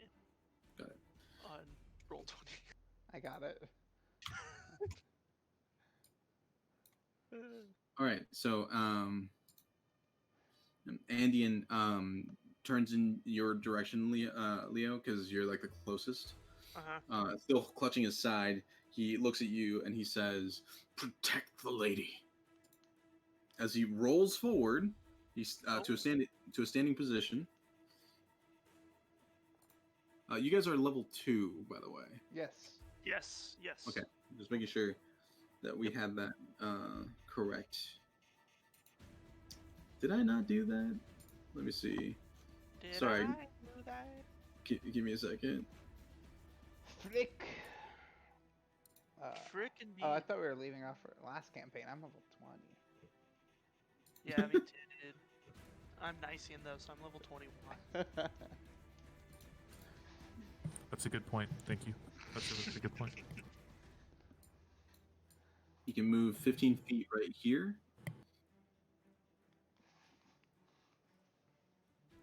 Actually, he's gonna move 15 feet here instead. Oh, you fool. And he's gonna take 1 attack at the guy. I'm so used to taking 2 attacks. It's gonna be weird. All right. I don't think that hits. Oh no, that does hit. That totally hits. Okay.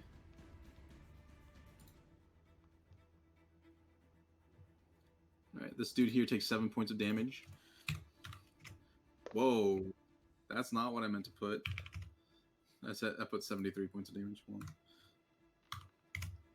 him. As Andean rolls forward, pulls out his longsword in the process, and swings upward, cutting through this guy's like armor in the front and slashes upward. A gout of blood just spouts out of this dude, but he's still up, and Andean is not looking great. Some of you may die. He took quite a hit from that. All right. Next up, who wrote Tall Grass? That was me. Sorry, that's to remind me it's over there. Oh, okay, got it. Next up is Zala. That was his turn. I would like to cast Sleep, so it hits these 2 people over here. Maybe Pestle, who's to say? But I'm gonna. I'm putting it. Yeah, it's a point. I choose a point, and then it's just 20 feet from that point. So probably about right here is the point. This little. Okay. What's It's just 20 feet. I roll 5d8. And starting with the lowest HP creature, you just start subtracting. Okay. So 20, so not very high. Exactly half of what I could have rolled. Exactly average. Whoever. So, if they fall beneath that amount. Yeah, you start subtracting. So if this guy has like 8 hit points left, you subtract 8, and if this guy has 12 left, then he would also fall unconscious. Or fall asleep. But I doubt that that's the case. So you keep subtracting from 20. Got it. Understood. So ideally, at least one would fall asleep. So this guy directly in front of Andean falls asleep. Oh. This guy over here, as he is just emerging from the tall grass, also falls asleep. Oh, nice. Oh, nice. As the one that's coming out just collapses on the ground. His staff with a weird curved blade just clatters onto the ground. All right, Leo. I've incapacitated 2. That's my job. Wow. Okay. That's my turn. Next up would be the guards, but unfortunately, their dexterity is lower than the bandits. Oh. As this bandit out here, that's still okay, is going to step out here. Let's see. What was my directive? Yeah. No, he's going to step out here this way. 5, 10, 15, 20, 25, 30, and just get to the cart, where he is going to pull something out of his pack with his bonus action, and with his action, he's gonna attach it to the side of the cart. Then he's gonna fall away with one more movement and pull a string behind him, and you can hear it. And something's ticking now. There's an object ticking on the side of the cart. As he does that, he's chuckling to himself. And that's his turn. 5, 10, 15, 20, 25. That one shows up. 20, 25. Oh. Hello. 15, 20, 25. That one's there. Oh, more. As you see more movement and lines being drawn in the grass. Oh, you can't see that because it's in the wrong layer. There we go. Oh.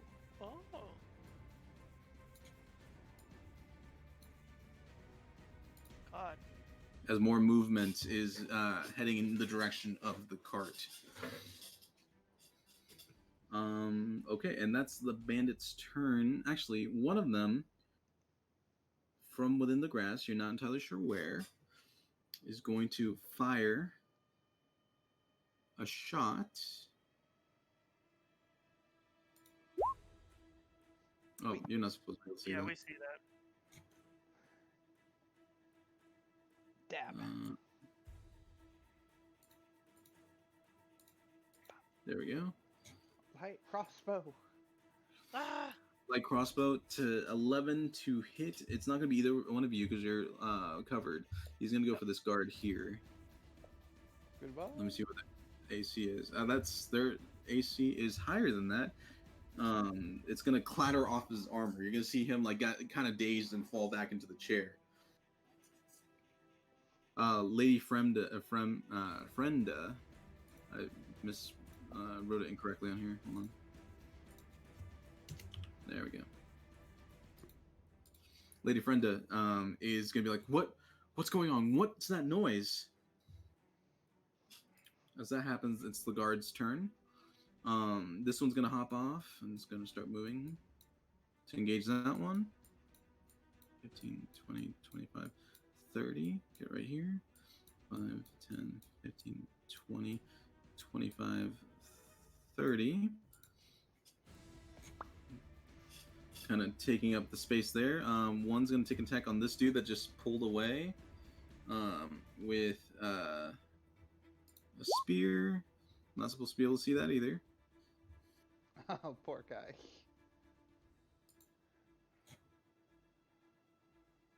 One second. I need to remember to set everything up.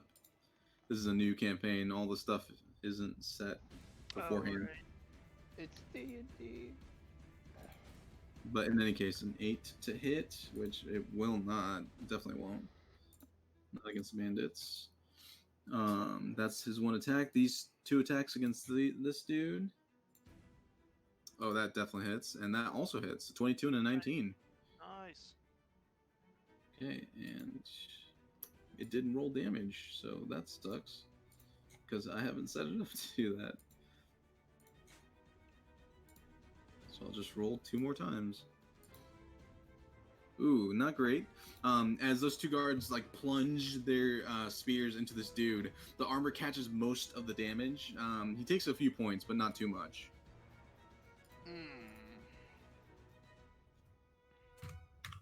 He's still up.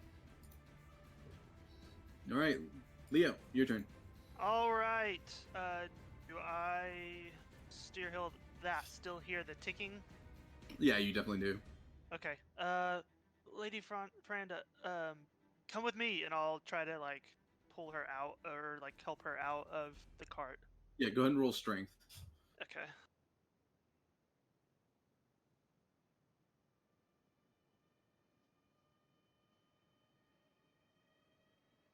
16. 16. She's fairly light. You're able to like just pick her up and like put her on your shoulder. Okay, and then I'm going to. Is that so? Would that be an action or is that like a free? No, that was definitely your action to pick her Yep. up. I'm going to move 15, so I can move probably half, right? No, you can move full movement. You're yeah, a furball can with that strength check. You still have your full movement. She's very light. Okay. I think I'm just gonna move to over here though for now. Okay, Just kind of in between Zala and I'll put her down. got it. You put her down. Her attendants don't have like a turn. So I'm gonna say that now that she has moved, they're gonna go ahead and run also.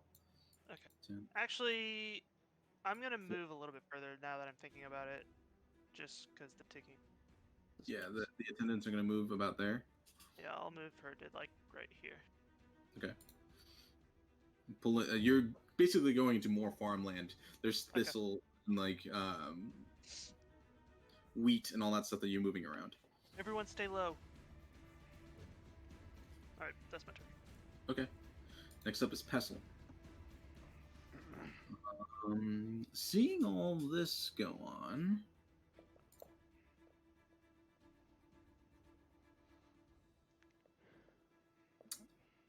no, that'd be foolish.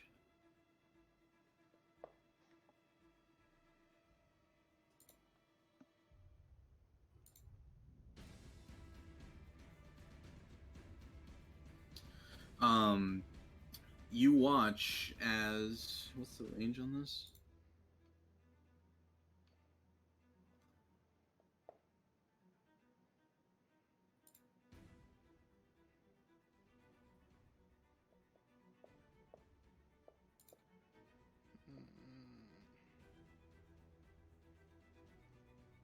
Oh, he's gonna move then.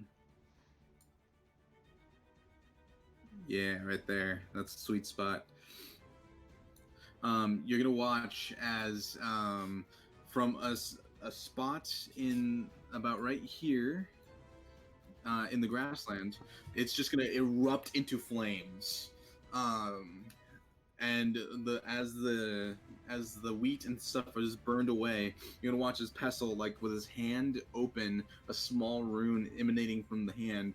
He's gonna be breathing fire in the direction of these two standing there.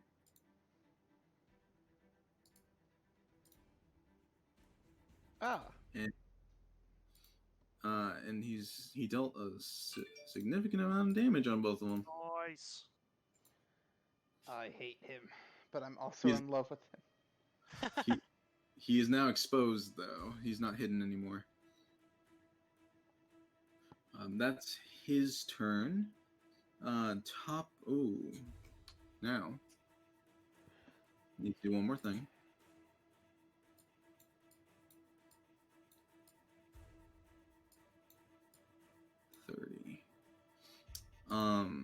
Zala, you saw the fire breath thing, and you see Pestle just kind of like clap his hands and like wink in your direction. I pretend not to see. Right as a big meaty hand grabs him by the neck and lifts him into the air. That's what I want to see. Oh. Oh. And as he's flailing, a big dude steps out of the tall grass. Oh, that is a big That's a big boy. As he's kind of like holding him in one hand, and like he's trying to like get out of the grip of this dude. He's like sputtering something, but you can't hear him. He's being choked pretty badly.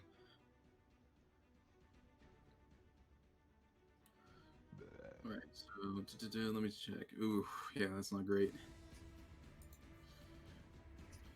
The big guy is going to turn in your caravan's direction and say, "Lay down your arms, and no one will get hurt. Do not." And with a flourish, a dagger appears in the dude's hand, and he stabs into Pestle. Some of you may die. Oh god. Yeah, that definitely hit. A 19 to hit. Yeah, we saw that one. That's big. That's a lot of damage. Lot of. You're just gonna hear Pestle go "Ah!" as the dagger sinks into him. Yeah, not great. Not great for Pestle. No. He pulls the dagger back. Lay down your arms as he moves forward. Still carrying Pestle. This entire area here, I'm going to just draw a circle, has been burned away. So you can see clearly in that space. Lay down your arms, or you will be silenced. And he stabs him again. Ah!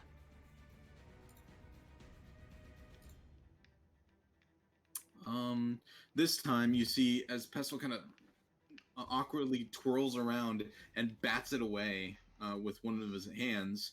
Doing so, it releases some of the it releases the pressure he's putting on the hand. So now he's choking to death. But he batted away the attack. I'm gonna go ahead and put him in the initiative order on his turn.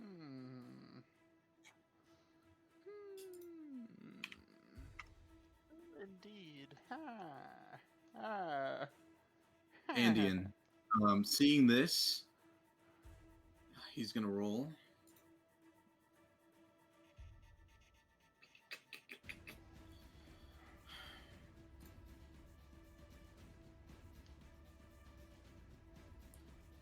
He's gonna look at the rest of the guards and drop the sword that he's holding, and he's gonna step away with his hands in the air. Oh, really? Then he's gonna look quickly at Leo. Leo, roll a perception check. Oh gosh. This is it, Leo. No. With a 5, you're kind of holding the shoulder of Lady Frenda, and you look over at Andean, and he's making some kind of head nudge. You're not entirely sure what it means. Okay. Zala? Let's see if I remember how to do this. I'm gonna cast Sacred Flame on the big boy. Okay. Is it a 2-hit or? It's a dex save. Sorry, I should have had that 13. Yep. 13. Same for me. 13. He is a strange energy is starting to form at his feet, and he's gonna duck over here as the fire gouts out from the ground. Well, Yep. I remembered. All right. 5, 10, 15, 20, 25, 30. Peace out. Oh god. He's looking for where the source of the sacred flame came from, but he didn't see you because you were behind the cart. Yeah, it was. And his passive perception isn't great. That's it. Next up is the bandits. The bandits, the rest of which are gonna emerge.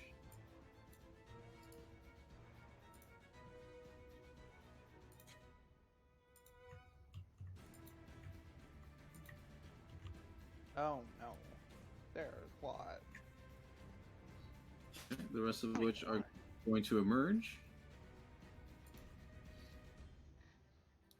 Lay down your arms, or I will kill all of you, he says in a weirdly drawl voice. The bandits are just kind of holding everyone at bay with their weapons. The guards, looking at the situation, how it's kind of turned, they're going to drop their weapons and just kind of put their hands up. Okay.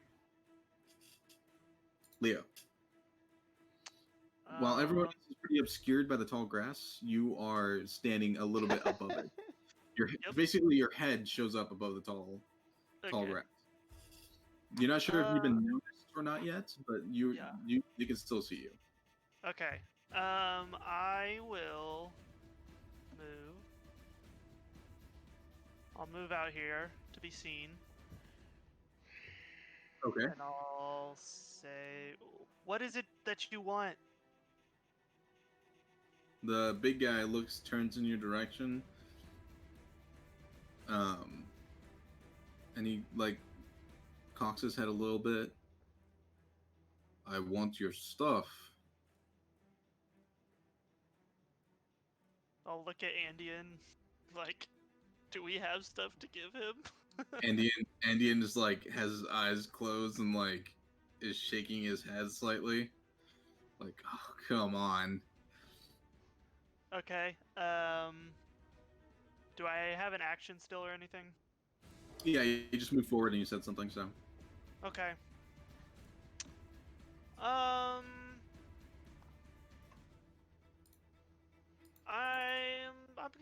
I'm gonna attack. You're gonna attack him? Yeah. Let's see what I Okay. can do. So I am going to think back to the big thunderous boom that I previously had encountered. I'm Okay. going to try to do something offensive, but I'm going to cast Guiding Bolt. Okay. So it is a 2-hit, so I will roll +5. Come on! Oh, 21! 21. And on the big guy, obviously. Yeah, that hits. Okay. So I roll. I do 4d6. Oh, 17! 17. Oh, nice. Let's go. Very nice. Thank you. As a bolt of light smashes into his chest, it's such a shock to him because you looked so, Innocent. yeah, so disarming, that he releases Pestle. Pestle falls on the ground and starts like breathing, like as he staggers back, and he's like glowing from the shine of it. There's a strange electric crackling coming from it too. You're not entirely sure if that's part of it or what, but it looks neat. I'm gonna look surprised, just as surprised as everyone else. Andean is like wide-eyed, and all the rest of the bandits like look at each other for that fraction of a second, and everything starts moving again from this like weird standstill that everything was on. Pestle's turn. He's gonna spin around. Get it, boy.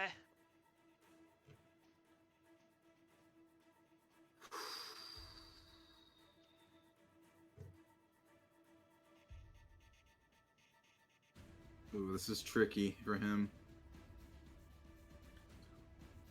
He is in shock. Well, he's gonna chance it. He's going to move out of his attack zone and start moving this direction. I'm gonna roll to see if he makes an attack of opportunity. This is a new thing I'm doing. Instead of like just doing an attack of opportunity, I'm gonna roll to see if the person would or would not. Okay, he's not going to. He rolled a natural 1. I'm just gonna move here, and now from a safe distance.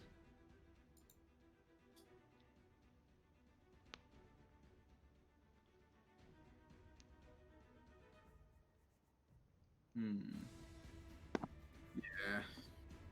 I'm gonna change that. I'm gonna do this one instead.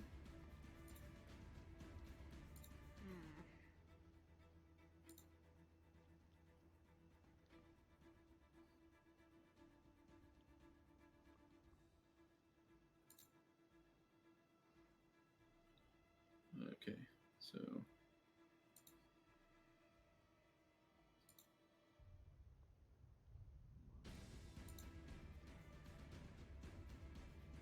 nice. He's going to cast Magic Missile at 2nd level. As the bolts fly in his direction, all 4, him already staggered. With advantage, doesn't really do anything with this. But it blasts into his chest in the same spot that you hit him for 14 points of damage. He rolled pretty high. He staggers back even further and just falls on his butt. He's prone. I'm calling this logical side effects. It works more towards enemies than it does towards you guys. Okay. But if they've been like consistently hit by something and being pushed back, it makes sense for them to like fall prone. I dig it. Okay. Cool. So he fell on his butt, and Pestle is moving away the rest of his movement, which is up to you, Leo. And Pestle looks at you, Leo, and with the last bit of his turn says, "Oh, that was such a dumb thing to do." That's all I got. Okay. The giant dude is gonna take half his movement to stand back up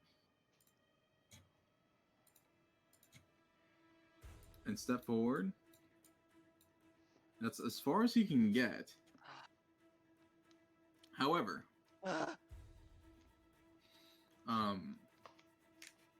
he's gonna mutter something, and he's gonna toss a dagger in your direction, Leo. No. Holy crap, that's a 23 to hit. Oh, yeah, that hits. The dagger cuts directly through your armor and just stabs deep. That you can barely see the handle's end. That's how deep it plunged into your chest. This is the first real, like, injury you've ever received. Yeah. And it hurts like heck. But like, it was for a split second, but you didn't feel anything, and now just like it's a weird, and then that's bleeding now, and you're going kind of, you're scared. You take 6 points of piercing damage. Oh my gosh. Oh no. As the dagger plunged deep into your chest. I said lay down your arms, and you disobeyed. You will suffer the butcher. Ah. Leo, roll a perception check. Okay. And you're shocked. Just regular? Yeah. Okay. 19. 19. You look down at Pestle, and when he calls himself the butcher, you see his face go like, what? You look over at Andean, and his face is the same expression. Huh. Like, what? What's this guy talking about? Okay. Interesting. We were the butchers all along. Andean's turn. Having seen you stop the whole parlay, he dips down, grabs his sword, and cuts up at the dude directly in front of him with like a single step. This dude is facing this guy, so he has disadvantage to do attack of opportunity. Yeah, he doesn't do an attack of opportunity. He gets in melee range of this dude and takes a slash.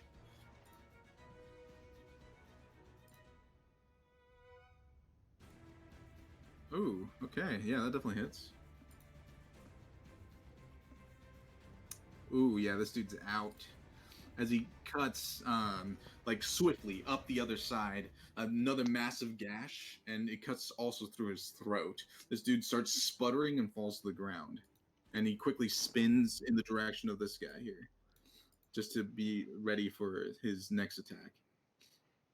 Zala, it's your turn. You're in the southern grasses with Lady Frenda.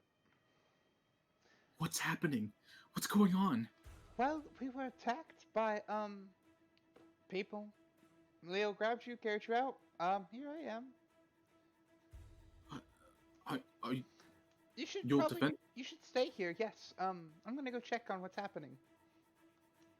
Alright. Yep, just get on your knees, stay down here. You'll be fine. Okay. The rest of her attendants get down also as you move forward towards what's going on. You see Leo has a dagger point sticking out of his back. Ah, I see. Is there still advantage on this big boy from his guiding bolt? Does guiding bolt do that? He got hit. But was it? But it was from next an to attack. hit. Yeah. So the was next Pestle's a attack 2 roll hit, made against this target. or is has it a dex, or is it like a save? It would have been pass. Pestle's attack was a magic missile. Oh. So it auto hits. So then I I don't guess it's the next attack roll made. got it. Then that you would have Warning. advantage. All right. Yeah. Well, since I have disadvantage, I'm gonna have regular. So Got it. Nice. here we go. An 18. 18 to hit this dude. Yeah. 18 hits. Yes. I didn't call out. I'm chaos bolting. I'm sorry. Okay. As you pull energy from the ground, Leo, you feel a strange tingling sensation in the back of your, like, the hairs in the back of your neck, as this strange energy starts being pulled in the direction of Zala. You release, and this green acrid energy just flies slowly in the direction of this dude, and it connects with It's him acid. It's acid damage and 8 points. as he's enveloped by this strange energy. You see him like it begins to like char off pieces of his armor. 8 points, very good. I think, if I read that correctly. All right. Let me check something real quick. Is everything okay out here, Leo? You can respond to that. I think he's busy. It's okay. Oh, he got a phone call. Yeah. Oh, his Discord may not be working. Give me 1 second. Yeah, I'll be you're right fine. Sure. You're fine, dude. Sure thing.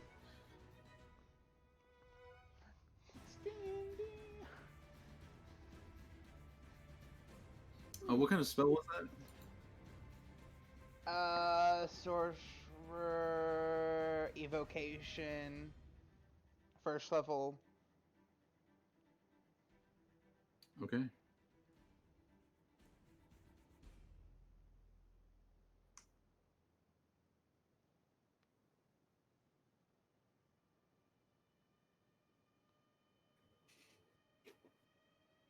So I need you to go ahead and roll d20 for me. Got it. As the string- There we go. Easy piece. As the strange fluctuations of energy and aether start bubbling around you, you manage to control the magic as it was temporarily swelling around you. Focus. There's something strange about this area. Focus. That's my turn. Okay. The bandits, seeing that combat isn't over, start attacking. So I'm going to do one attack, and they'll all do that attack. That way we'll get through this a little quicker. Okay. Yeah. They all hit. Uh-oh. This is just versus NPCs. If it was attacking one of you, I'd do that. Oh, Right, no. Yeah. This one's going to move in a little bit closer and keep engaging. He also takes... Ooh, he's not looking good. Indian gets slashed down his chest, and he already got a pretty nasty like gunshot in his chest too.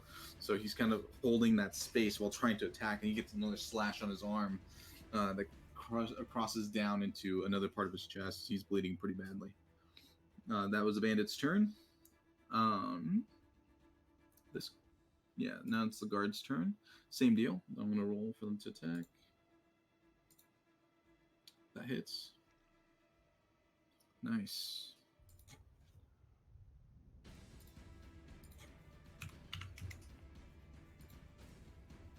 This bandit here goes down with a swift attack. I'm going to take some damage. This one moves down a little bit. I didn't move him before. I'm just going to keep him there. Okay.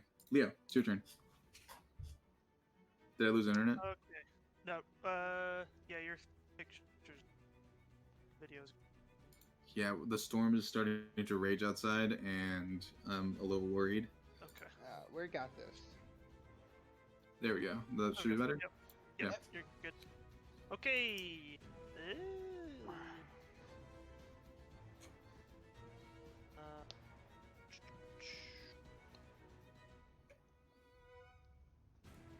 I.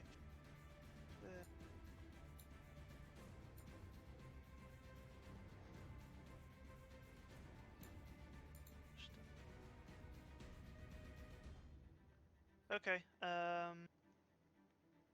I'm gonna kind of lean down to Pascal and these guys not butcher. Pessel's gonna look back up at you and say, "Not that I know of. The butcher's a little more furry." Huh. Huh. Okay. Let's see. I'm gonna move a little bit. I'm just gonna kind of move over to this side here. I'm gonna try to do the same thing again, but really I'm just doing Sacred Flame. Okay. So Sacred Flame. Dex 13. Dex 13. Ah, one and the same. He is going to sidestep it, unfortunately, and the flames are going to blast out of the ground. Dang it. You're a fool. I cannot be tricked twice. I am the butcher. If you say so. Just gonna pass my. It's Pessel's turn. Pessel is going to back up, not wanting to get his throat like ripped out again, and he's going to not a lot of good options. He's gonna magic missile again, at just first level.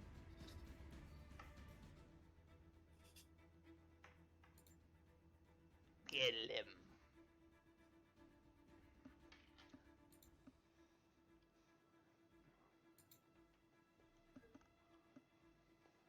Okay.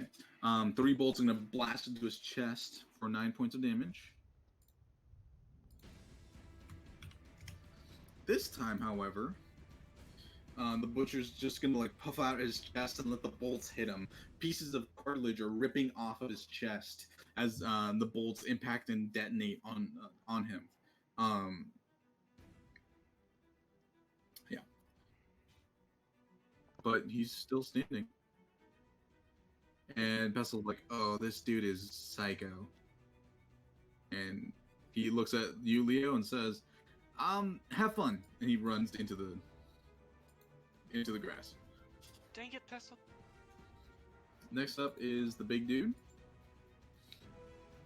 He's gonna look at you, Leo, and smile as he has his full movement. No, I'm sorry.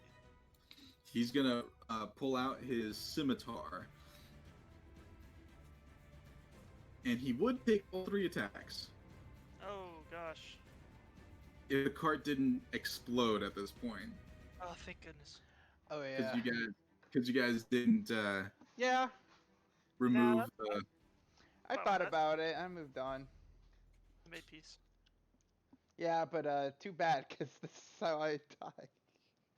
Yeah, so Zala, you're in range. Uh-huh.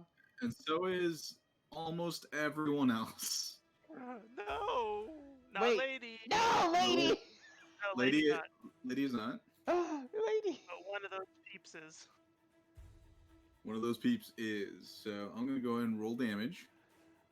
And I'm going to roll 2 Oh, dexterity nice. saving throws. Leo, Nice heal knowing me, you, please! David. Zala, I need you to roll dexterity saving throw. Oh my god. Nice knowing you, David. Okay. Yeah. Okay. Oh, actually, maybe Oh, not. fuck. And Well, that's a save. all right. So half damage. Could be you- okay. Am I cutting out? Hello? No, Nope, no, you're good.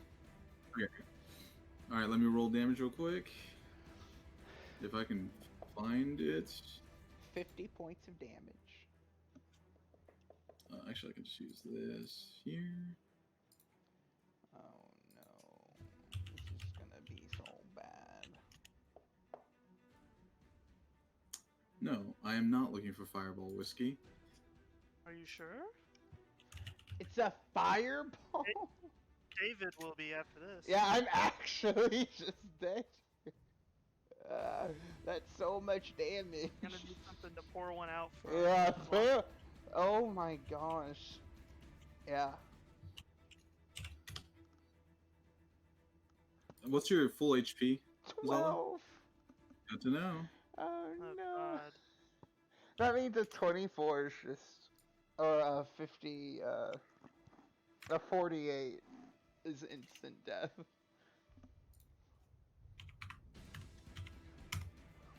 Okay. The cart detonates. Pieces of shrapnel go flying everywhere, and fire engulfs a 30-foot space. You take. One second. I've made my peace. You saved, right? Yeah. Okay. You take 14 points of fire damage. Yeah. Good night, friends.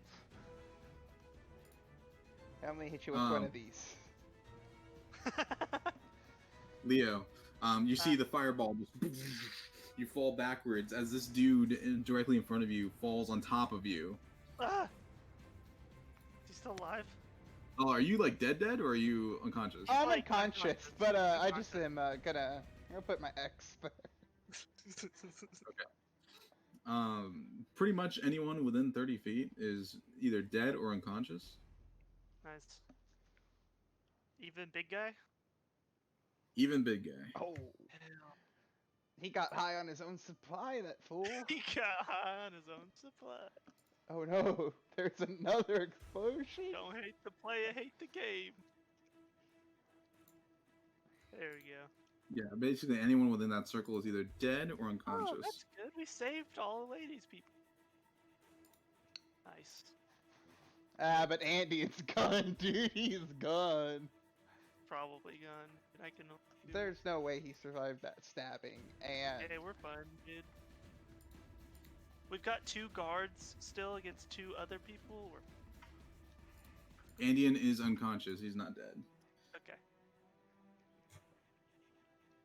As the blast echoes out, the remaining bandits are fairly surprised. They did this to themselves. By the detonation and the force of it. These two start backing away from the guards, who are also kind of like prone and are moving back. Leo, you see Zala just sprawled on the ground. Ah! At this point, Pestle, we're not really in combat at the moment because everything kind of fell apart here for the bandits. Okay. Pestle jumps out of what remaining like grassland there is and circles next to Zala. It's like, well, that was stupid of them. Oh, gosh, I hope Andean's okay. You. And he starts poking Zala. Zala doesn't move. You got anything to heal this person? I don't know. I'm gonna run over to Zala. I'll kind of pick her up, and like as I pick her up, I'm just like thinking really hard about. I wish I could do something to help her because she helped me get this far. I'm gonna cast Cure Wound. Oh, okay. You cast Cure Wounds, and it's like, as the magic kind of flows out, like you have this electricity crackle in your fingers, and you push it down into her chest, and it's like a defibrillator goes through her body. Only instead, all the burns across her just kind of close up, and she kind of breathes with a sudden jolt back into consciousness. 7. yeah, that's more than half my health. Thank you. Ayo. Pestle like steps back for a second. Okay, you got that. I'm Go gonna find check the it. Indian. Yeah, I'm gonna check everyone else. As he moves to try and he's going to stabilize Andean. Zala, are you okay? Ooh. Yes. Probably should have taken care of that bomb. I didn't realize it was a bomb, to be honest. I actually I thought it was some sort of clock or something. I'm not sure. The remaining 2 guards that are still up flank around.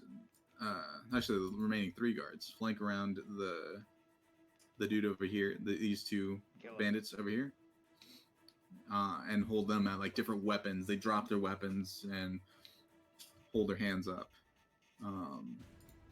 Lady Frenda starts walking out, seeing like her entire carriage just detonated and destroyed in front. I'm gonna change the music real quick.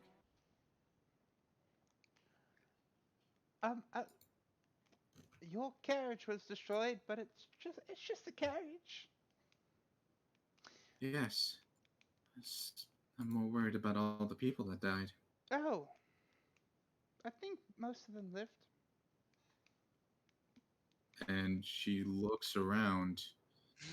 There's 1, 2, 3, 4, 5, 6. We only lost 2 of ours, 6 dead people on the ground. The 2 other caravans further down, they weren't attacked directly, so all the people that were on those were pretty much covered by those guards. I'm sure they knew what they signed up for, Lady Frenda. Pestle walks back over here. All right, well, at least you're safe. Let's get you carted and put on another cart. Big guy, you got another one of those heals on you? I can try. Who needs it? Andian's unconscious next to 2 of the dead guys over there. You mind? I'll go check it out. I'll go over there. I'll give him my last spell slot. Cure wound.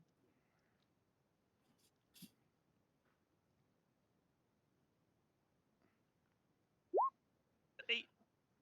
8. With an 8, Andian goes. He comes back with that same electrical jolt that passes through him. Oh, what was that? Yeah. The world exploded. Thank you. He sits back up. Leo, I need your roll perception. Okay.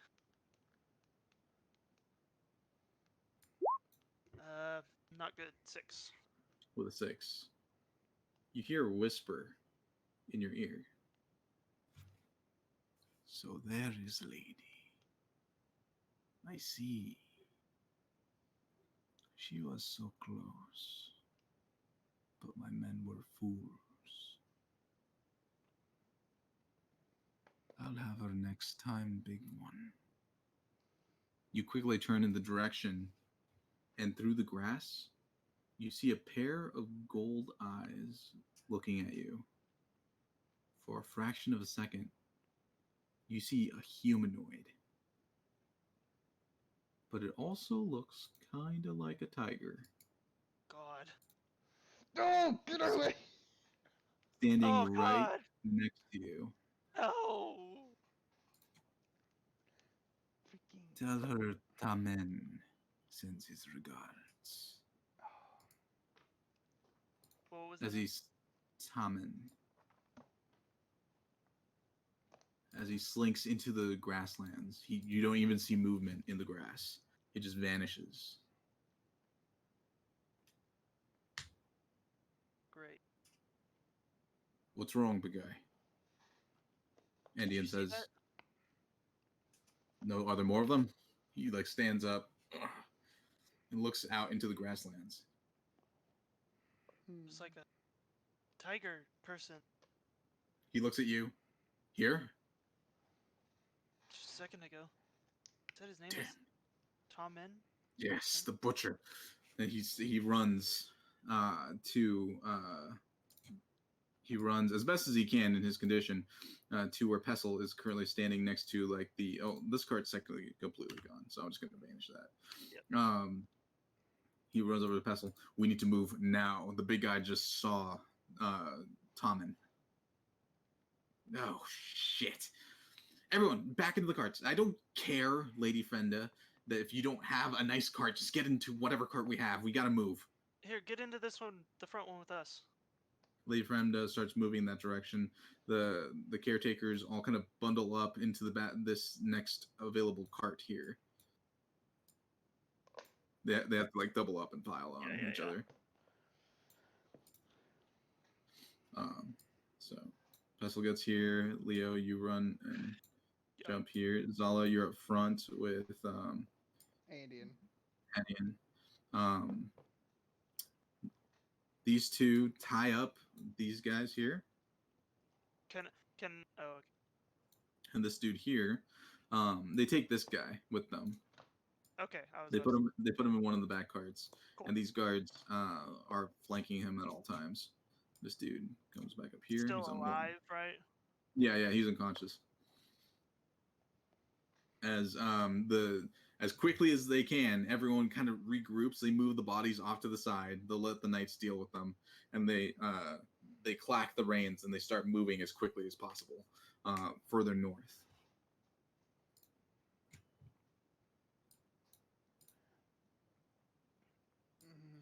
Hurry! We gotta keep moving.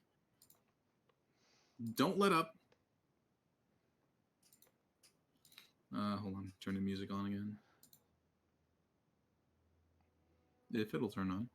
Roll 20 is being weird. I hear it. You do? I don't hear anything. I don't hear it. Oh, it went away. It was there. No, it's there. I had to turn up my music level. I still don't hear it. Oh, give me a second. It's being weird. Yeah, on it my keeps end. restarting basically. Hold on. I'm still here. I just need to restart my session because it's being weird.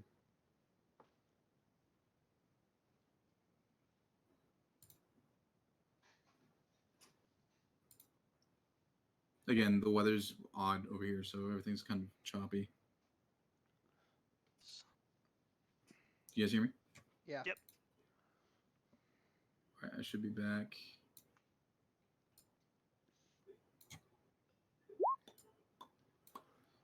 Put you guys there.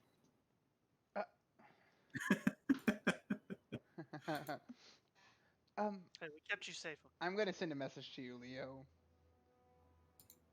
Leo, thank you for bringing me back. I did not realize life could end so quickly. That's Am I it. able to respond? Is he able to respond to the message? Yeah, he can respond. I'll just look at Zala and give her a nod. That's it. As the carriage moves full speed north, at breakneck speed, basically. After like 3 hours of rough riding, and no one's had lunch at this point. Everyone's tired, and the horses are getting fairly exhausted with the run. As night begins to fall, you make it to about here, half a day's journey away from Yulebreak. The roads west leads to Miasma and Tottrell. As you're kind of in that weird fork. At this point, there's a couple of farms in the area that have a small caravan stop area where you can purchase things with trade from the Ruby Apple Trading Company. Kind of a couple small stands, a little inn that's think of it like a roadside motel that the caravans pull off into. Pestle and Andean spend what money they're able to afford to get Lady Frenda a room in this inn, and they make sure that the guards are posted around it. It's a more stable and secure location. But the caravan has stopped for the evening, and with it, adrenaline's kind of calmed, and you guys get a moment to take stock on what's happened to you guys so far. Pestle turns. You guys kind of exited your caravan. Lady Femda has already been taken care of and put it in one of the motel rooms, for lack of a better term. Pestle says, "Wow, you two did hold your own. That was ballsy, Leo. That attack."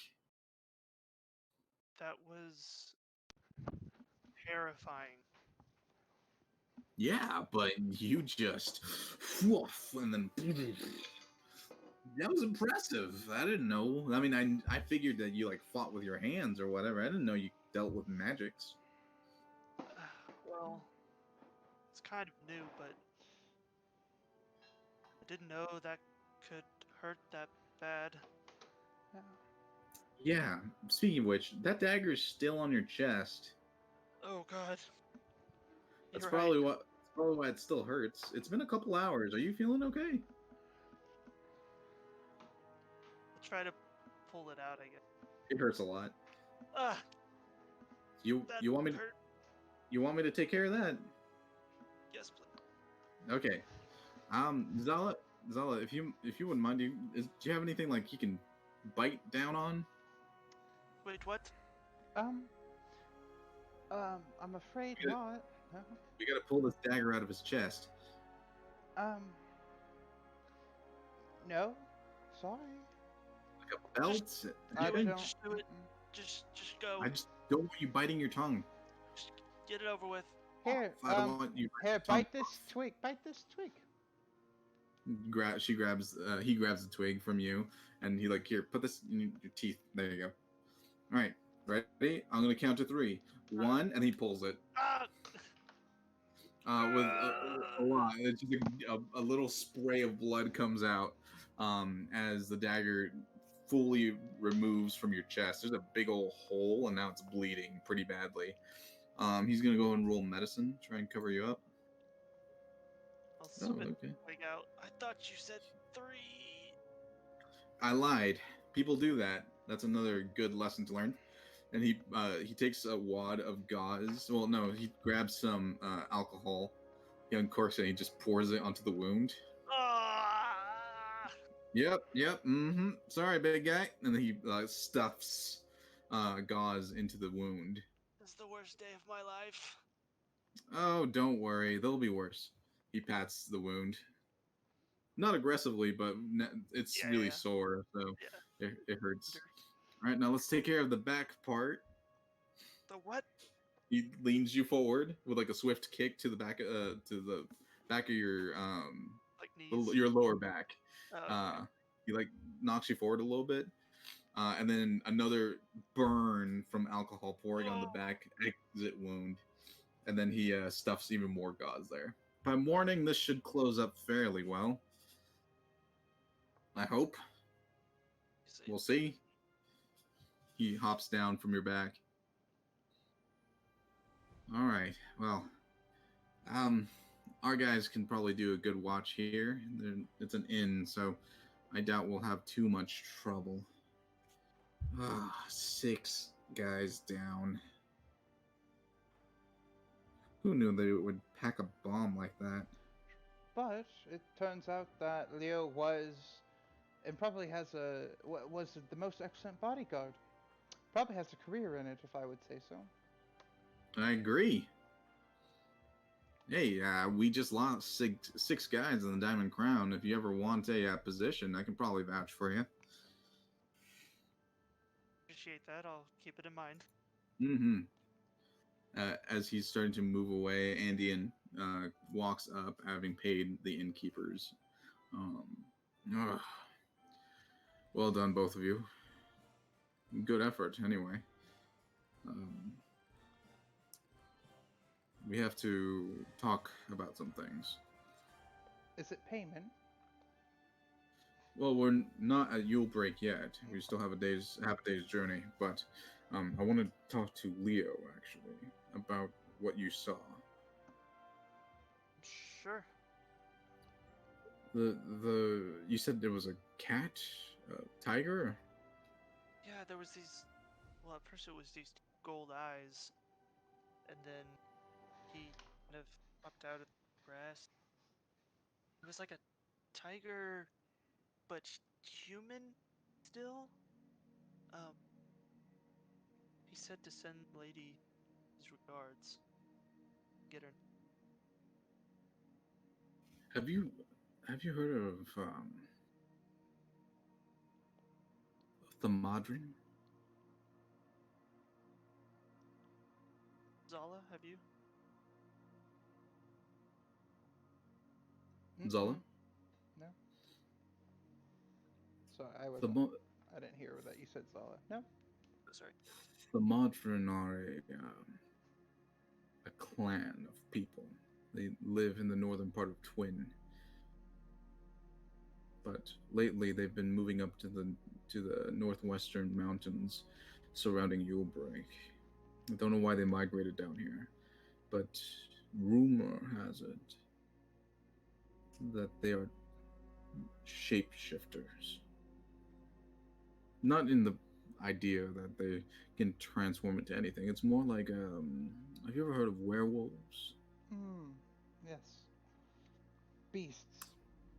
Werebeasts. Yes. Taman is a word you don't want to banter about in Yulcrest. He was a famously evil man who dabbled in murder and pillaging and all sorts of nasty things. The council at Yulebreak put an end to that. They hung him from the tree, the great tree on top of Yulebreak, until he died. What was his name? Taman. If they hung him, then why did that person say it was Tom? That was roughly 10 years ago. But the day after the hanging, the body wasn't taken down. The rope was found cut. The body missing. Talman was one of these Thamandran.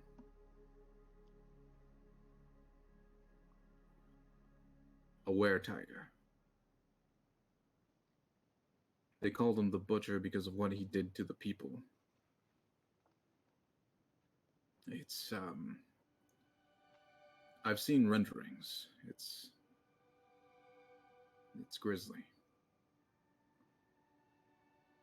Leo, if he spoke to you, he probably has your scent.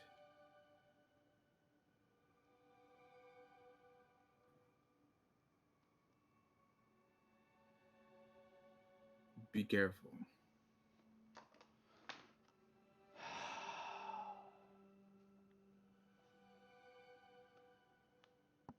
So I'll just have to watch out. He also has the scent of Lady... I forgot her name. Friend. Yes. Lady Frenda. And that's why this journey is being made in the first place. Unfortunately, we thought that Taman was situated in a northern region and apprehended a couple weeks ago by the Severian Knights. However, we got reports upon the lady returning that that was not the case. That's the whole point that she came back to Yulebreak in the first place. We thought that Taman had been recaptured. At least the Severian Knights did. When she got to TwinRiver, we got word that, we had the wrong person in custody. And she was basically leading herself back to slaughter. And she was attacked on the road. She escaped, as did some of her servants, but not the rest of her caravan. So she's escaped twice now. Twice. I've never heard of anyone escaping Taman once, let alone twice. And seeing what they're capable of now, they're definitely a threat. Bombs. Well, let's get to Yulebreak as fast as possible. An hour before lights up, we're heading out. Risks taking an hour flying through the darkness, but I'd rather risk that than staying here any longer than we have to. Is that agreed? It is agreed. Alright, well, Both of you took some damage. Get some rest. The guards that were in the rear are going to take the watch for tonight. You too. Make sure you get some rest as well. I'll do what I can. Pestil's a pretty good. He's pretty good with medicines. As long as he has time to like whip them up. Would you like anything? I'm sure I can get him to make a good tonic or so. No. Good. He helped me a little bit, if you could call it that, I guess. Zala. I'm good. All right. Well, have a good night. He turns and he starts heading towards the inn. Both of you are not alone. There's guards and other people kind of around the caravan. But your tent's still in the pack if you want to build it, or you can pay for an inn for the night. Well, what would you like to do? I'm just gonna sleep on the ground, I guess. I'll try to put the tent up. Okay. You're injured, so it's gonna hurt, but you can definitely attempt it. Go ahead and roll a survival check. 14. 14. Yeah, you kind of like wait and watch as the other guards put up the tents for the injured and stuff, and you watch a few of them do it, and you kind of get the gist of it. And you manage to set up the tent kind of like they did, and it looks fairly sturdy. Zala, I like it. This is nice. I'll stay inside. Come to stay out. You're gonna sleep outside, Leo? Yeah, I think I'm too big. I was about to say, if you were to go into the tent, your legs would be sticking out of the. Oh yeah. Of the flap. No, I'll stay outside. I'm used to sleeping under the. Okay. And you kind of lay down. You unroll your bedroll that your father gave you. Your mother gave you on exit. Yeah. You unroll it and you kind of lay down and look up at the stars. They're beautiful. They're not your stars. They're not the ones that you remember. But the area is clear. There's no like trees in the way of your vision of the stars. There's no light pollution. So it's just you and the vast expanse of the night. And looking out into the night dark sky with stars dotted and small visions of the galaxy just cresting about. Go ahead and roll a perception check.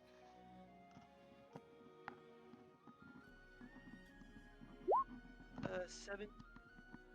With a 17, you look at the open sky. Everything okay there? It's David. He's fixing his. Sorry. I was plugging in you're my fine. headset. My bad. Yeah, you're fine. You're all good.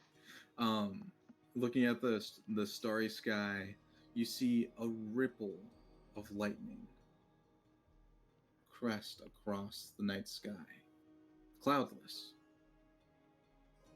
You see it again, rippling through, motioning in the same direction.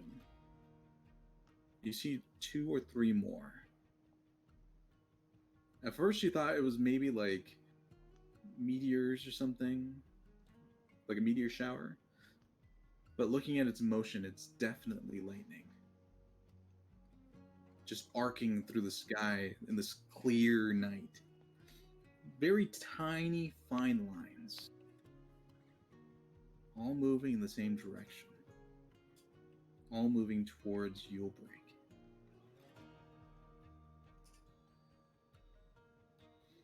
You kind of breathe deeply. And your eyes close and you fall and drift to sleep.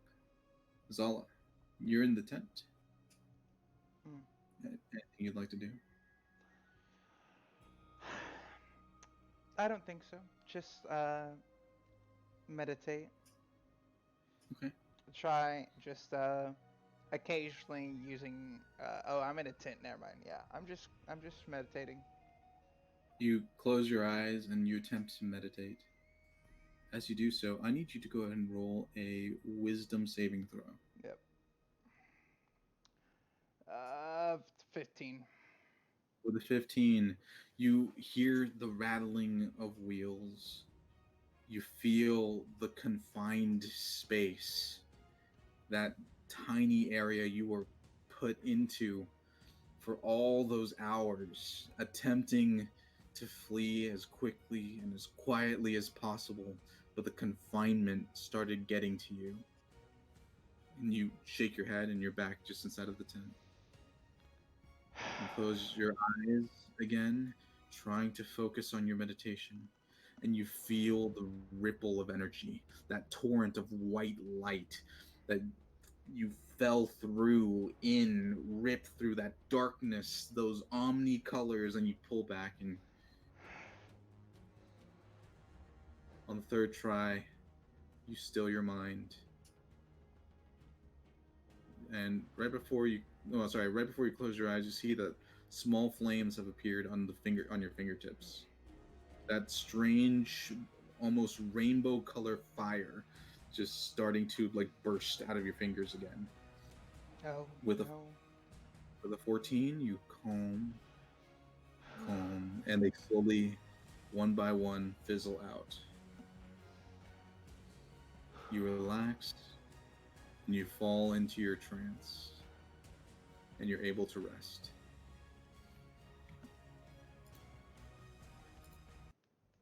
The next morning, Leo, you wake in the darkness as Pestle is kind of shaking your chest. Come on, big guy. Come on, big guy. Come on.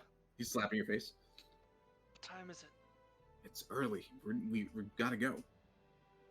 Zala's already standing next to you, Leo.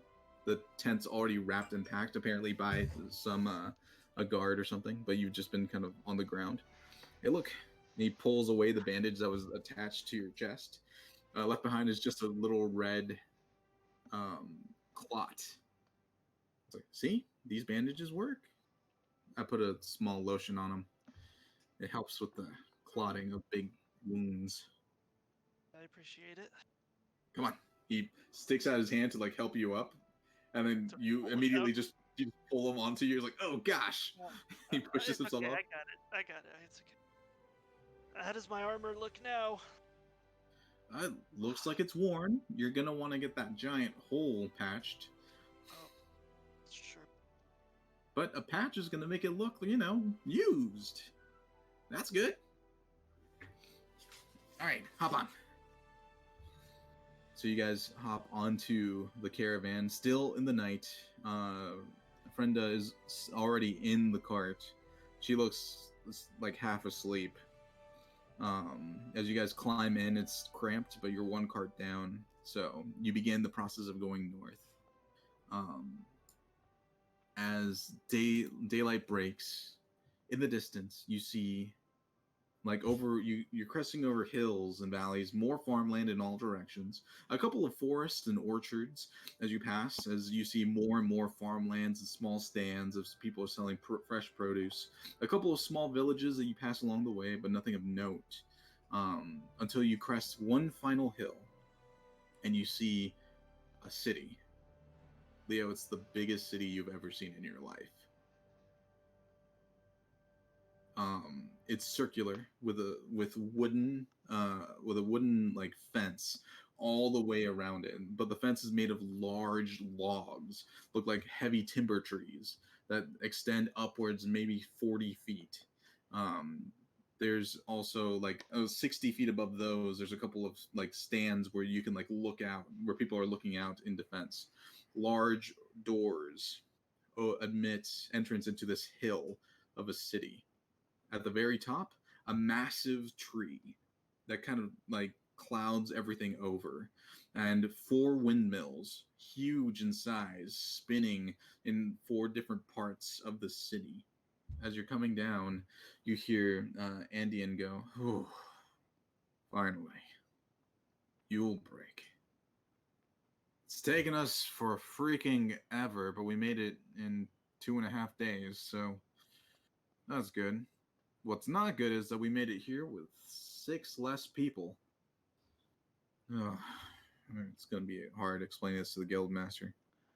We'll figure it out. We'll figure it out. Don't worry, Bessel.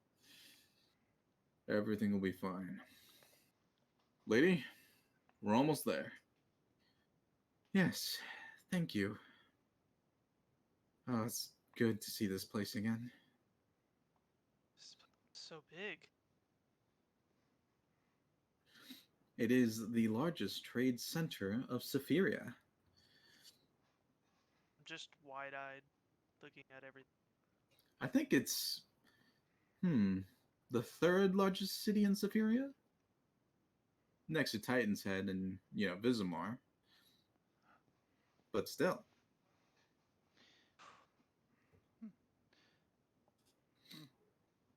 It's all right. There's a lot less soldiers than I expected. That's the war. And Andean replies. And Pessel's just kind of nodding with a morose look on his face. That's the war. As you guys roll into the south gate, you were met by a couple of guards who inquire about everything that happened. Pessel hops out. This is my stop, folks. Hey, you two. If you ever need anything from the Diamond Crown, let us know. Or at least let me know. You guys were invaluable. What about our payment? Oh, your payment's coming from me. I'm not hopping out here. He needs to explain to the knights what happened to us on the road. All right. Hassel, thank you for everything. Hope to see you again. Yeah, definitely. You guys seem like a couple of people to keep an eye on. Oh, Leo, here. He digs out something from his pack and he throws it at you. Do you catch it? Yes. You grab it out of the air and it is a scabbarded dagger. It's a dagger, like a makeshift scabbard. Looks like 2 pieces of leather that was quickly sewn together. A little souvenir. Your first wound. Not a lot of people get to keep the dagger. I'll try to this to use, I guess. Use, memorabilia, burn it. Who cares? It's yours. Thank you. Nice to see you as always, Zala. I'll just nod my head. He hops up and leans towards you real quick. By the way, I wouldn't tell a lot of people that you're a dark elf if I were you. I'll just kind of clear my throat and turn Don't away. worry. Secret's safe with me. He hops down and he chuckles to himself and he walks up to the guard. Hey, Jets, boy, do I have a story to tell you. As he walks up to the guards, and Andean's just kind of shaking his head as he lashes the cart forward once more. You guys roll into Yulebreak. The city is massive. There are banners and all kinds of to block out the sun, just to keep it shady during the summertime. They put up shades across buildings of different multicolors. So the streets are kind of a rainbow pattern that mesh through these silks that have been that kind of block the sky. You go up from up kind of a road that leads up the hill that Andean calls the Bow. You pass by a couple of tunnels that kind of head downwards, made of wood. Yes, those, be careful. Going down there can be dangerous. That's where you'll find the route. It's a subterranean area of this town. The entire thing's built on top of a giant platform. Wow.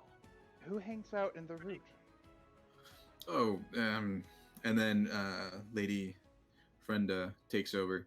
The commoners, mostly. Ah, I see. Yes, the Bow is where you'll find the upper middle class trades, merchants. It's where a lot of commerce takes place. It's where a lot of revelry inns you'll find in the Bow. But if I'm right, Master Endian, we're heading towards the garden top? That is correct, lady. I've been given the summons to take you directly to the garden top. He will be meeting you there. I take it that's like the main place? The garden top is where the nobility of Yulebreak reside, where my estate is. I see.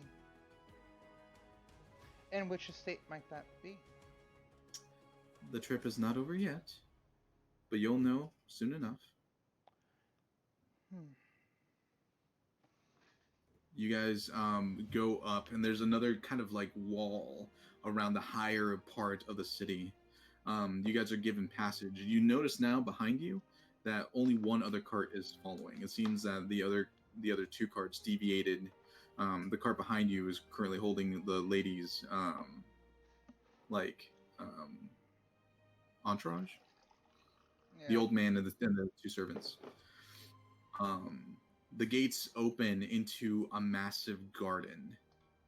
Beautiful flowers of exotic in nature, trees of different colors are bountiful in this area. And there's beautiful like wooden estates built in this region. There's a couple of shops and other things within the district. You continue around a kind of circular stand and find yourselves directly underneath a massive tree where a house has been built into the side of it. The gates kind of open with the two guards pulling them apart, and the carriage continues on down the driveway towards the main estate. Standing there, as you guys approach, is a rotund man. Has a little tuft of hair at the top, very beady little eyes, and you hear him from the distance. Oh, Frenda, it's so good that you're fine, that you're well, oh, my Frenda. And she leans over. Father, I am fine. I'm good. As the carriage stops in front, they're open and she embraces the pudgy man. Oh, thank you for bringing me, my friend. Oh. And Endian steps down. Yes, the Diamond Crown has fulfilled their commission. Here it is. And he pulls out the scroll. The man quickly signs it. He rolls it back up and hands it back to Endian. And with that, our commission is complete. Zala, Leo, if I could introduce you to Grand Lord Duke Penlin Withermere and Lady Frenda Withermere, his daughter.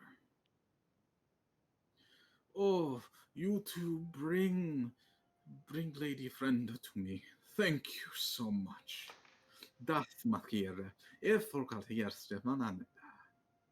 Father, they don't understand what you're saying. Thank you. I believe you understand why it was so important to keep the secrecy.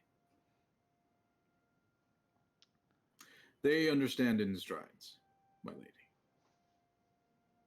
Well, the Diamond Crown is always friends to the Withermeres, and so are Zala and Leo.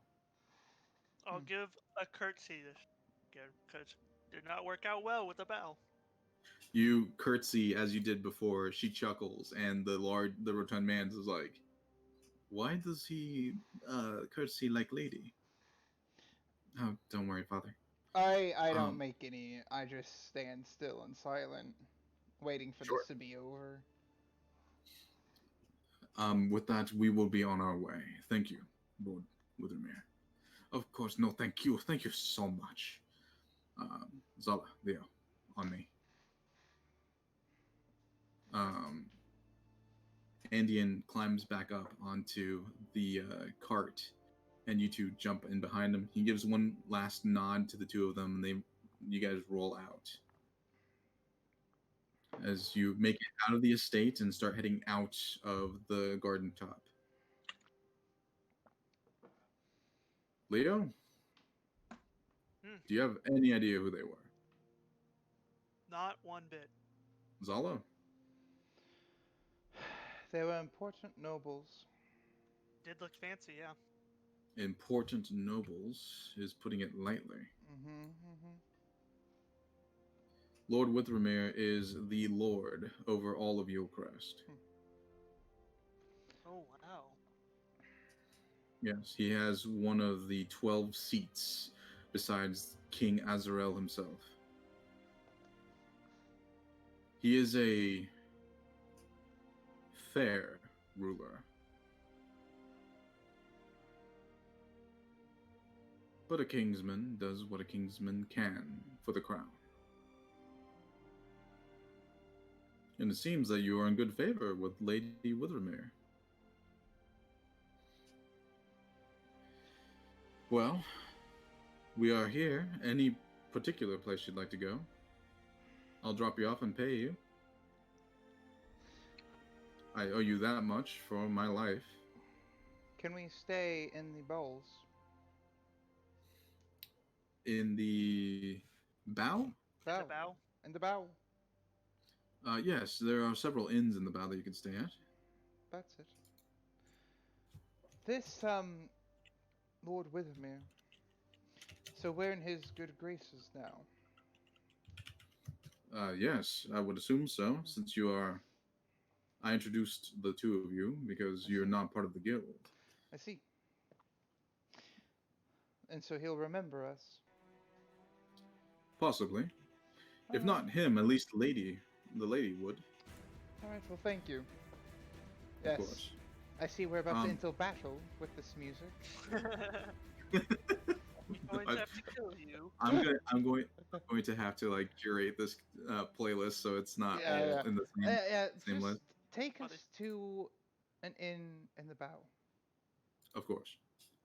I know of a fairly good one with decent food. If that's if I could buy you lunch at the very least.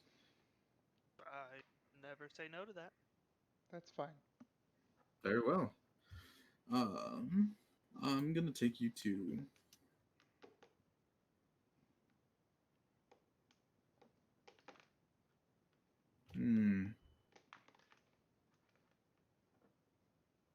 The Marmalade Inn. The Marmaduke Inn. Sounds delicious. It is actually quite delicious.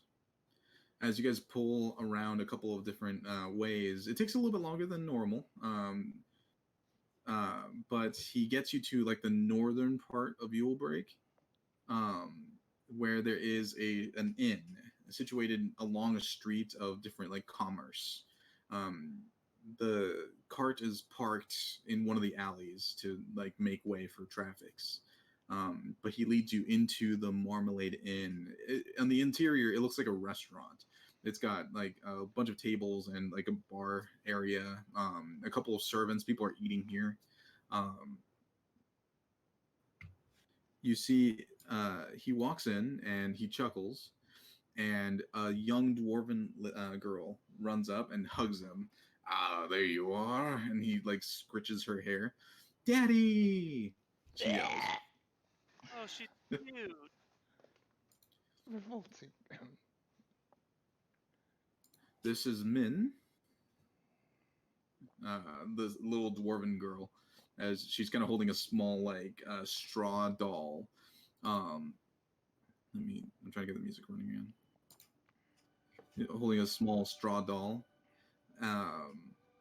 And you see another dwarven woman come from around and kiss him on the cheek. This is my family. My wife runs the Marmalade Inn. Ah. We make the best marmalade in all of Yulebreak. Wait. This is Anna, my wife.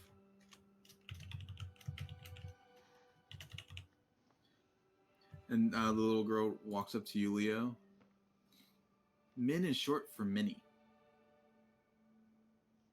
Well, I'll lean down to get on her level, or kneel down to get on. Well, Minnie, you should be very proud of your father. Brave. I know.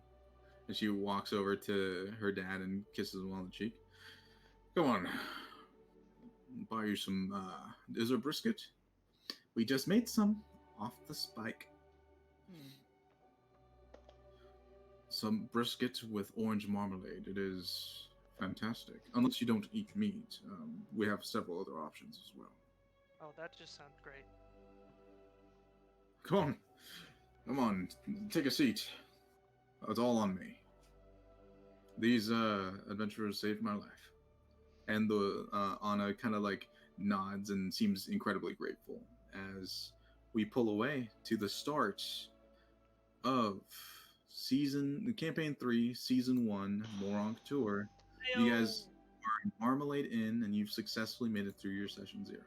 We did it! We didn't die. Well. You guys are now level 3. Hey! First ones in the campaign, everyone. Ayo! That's right. We are your leaders now.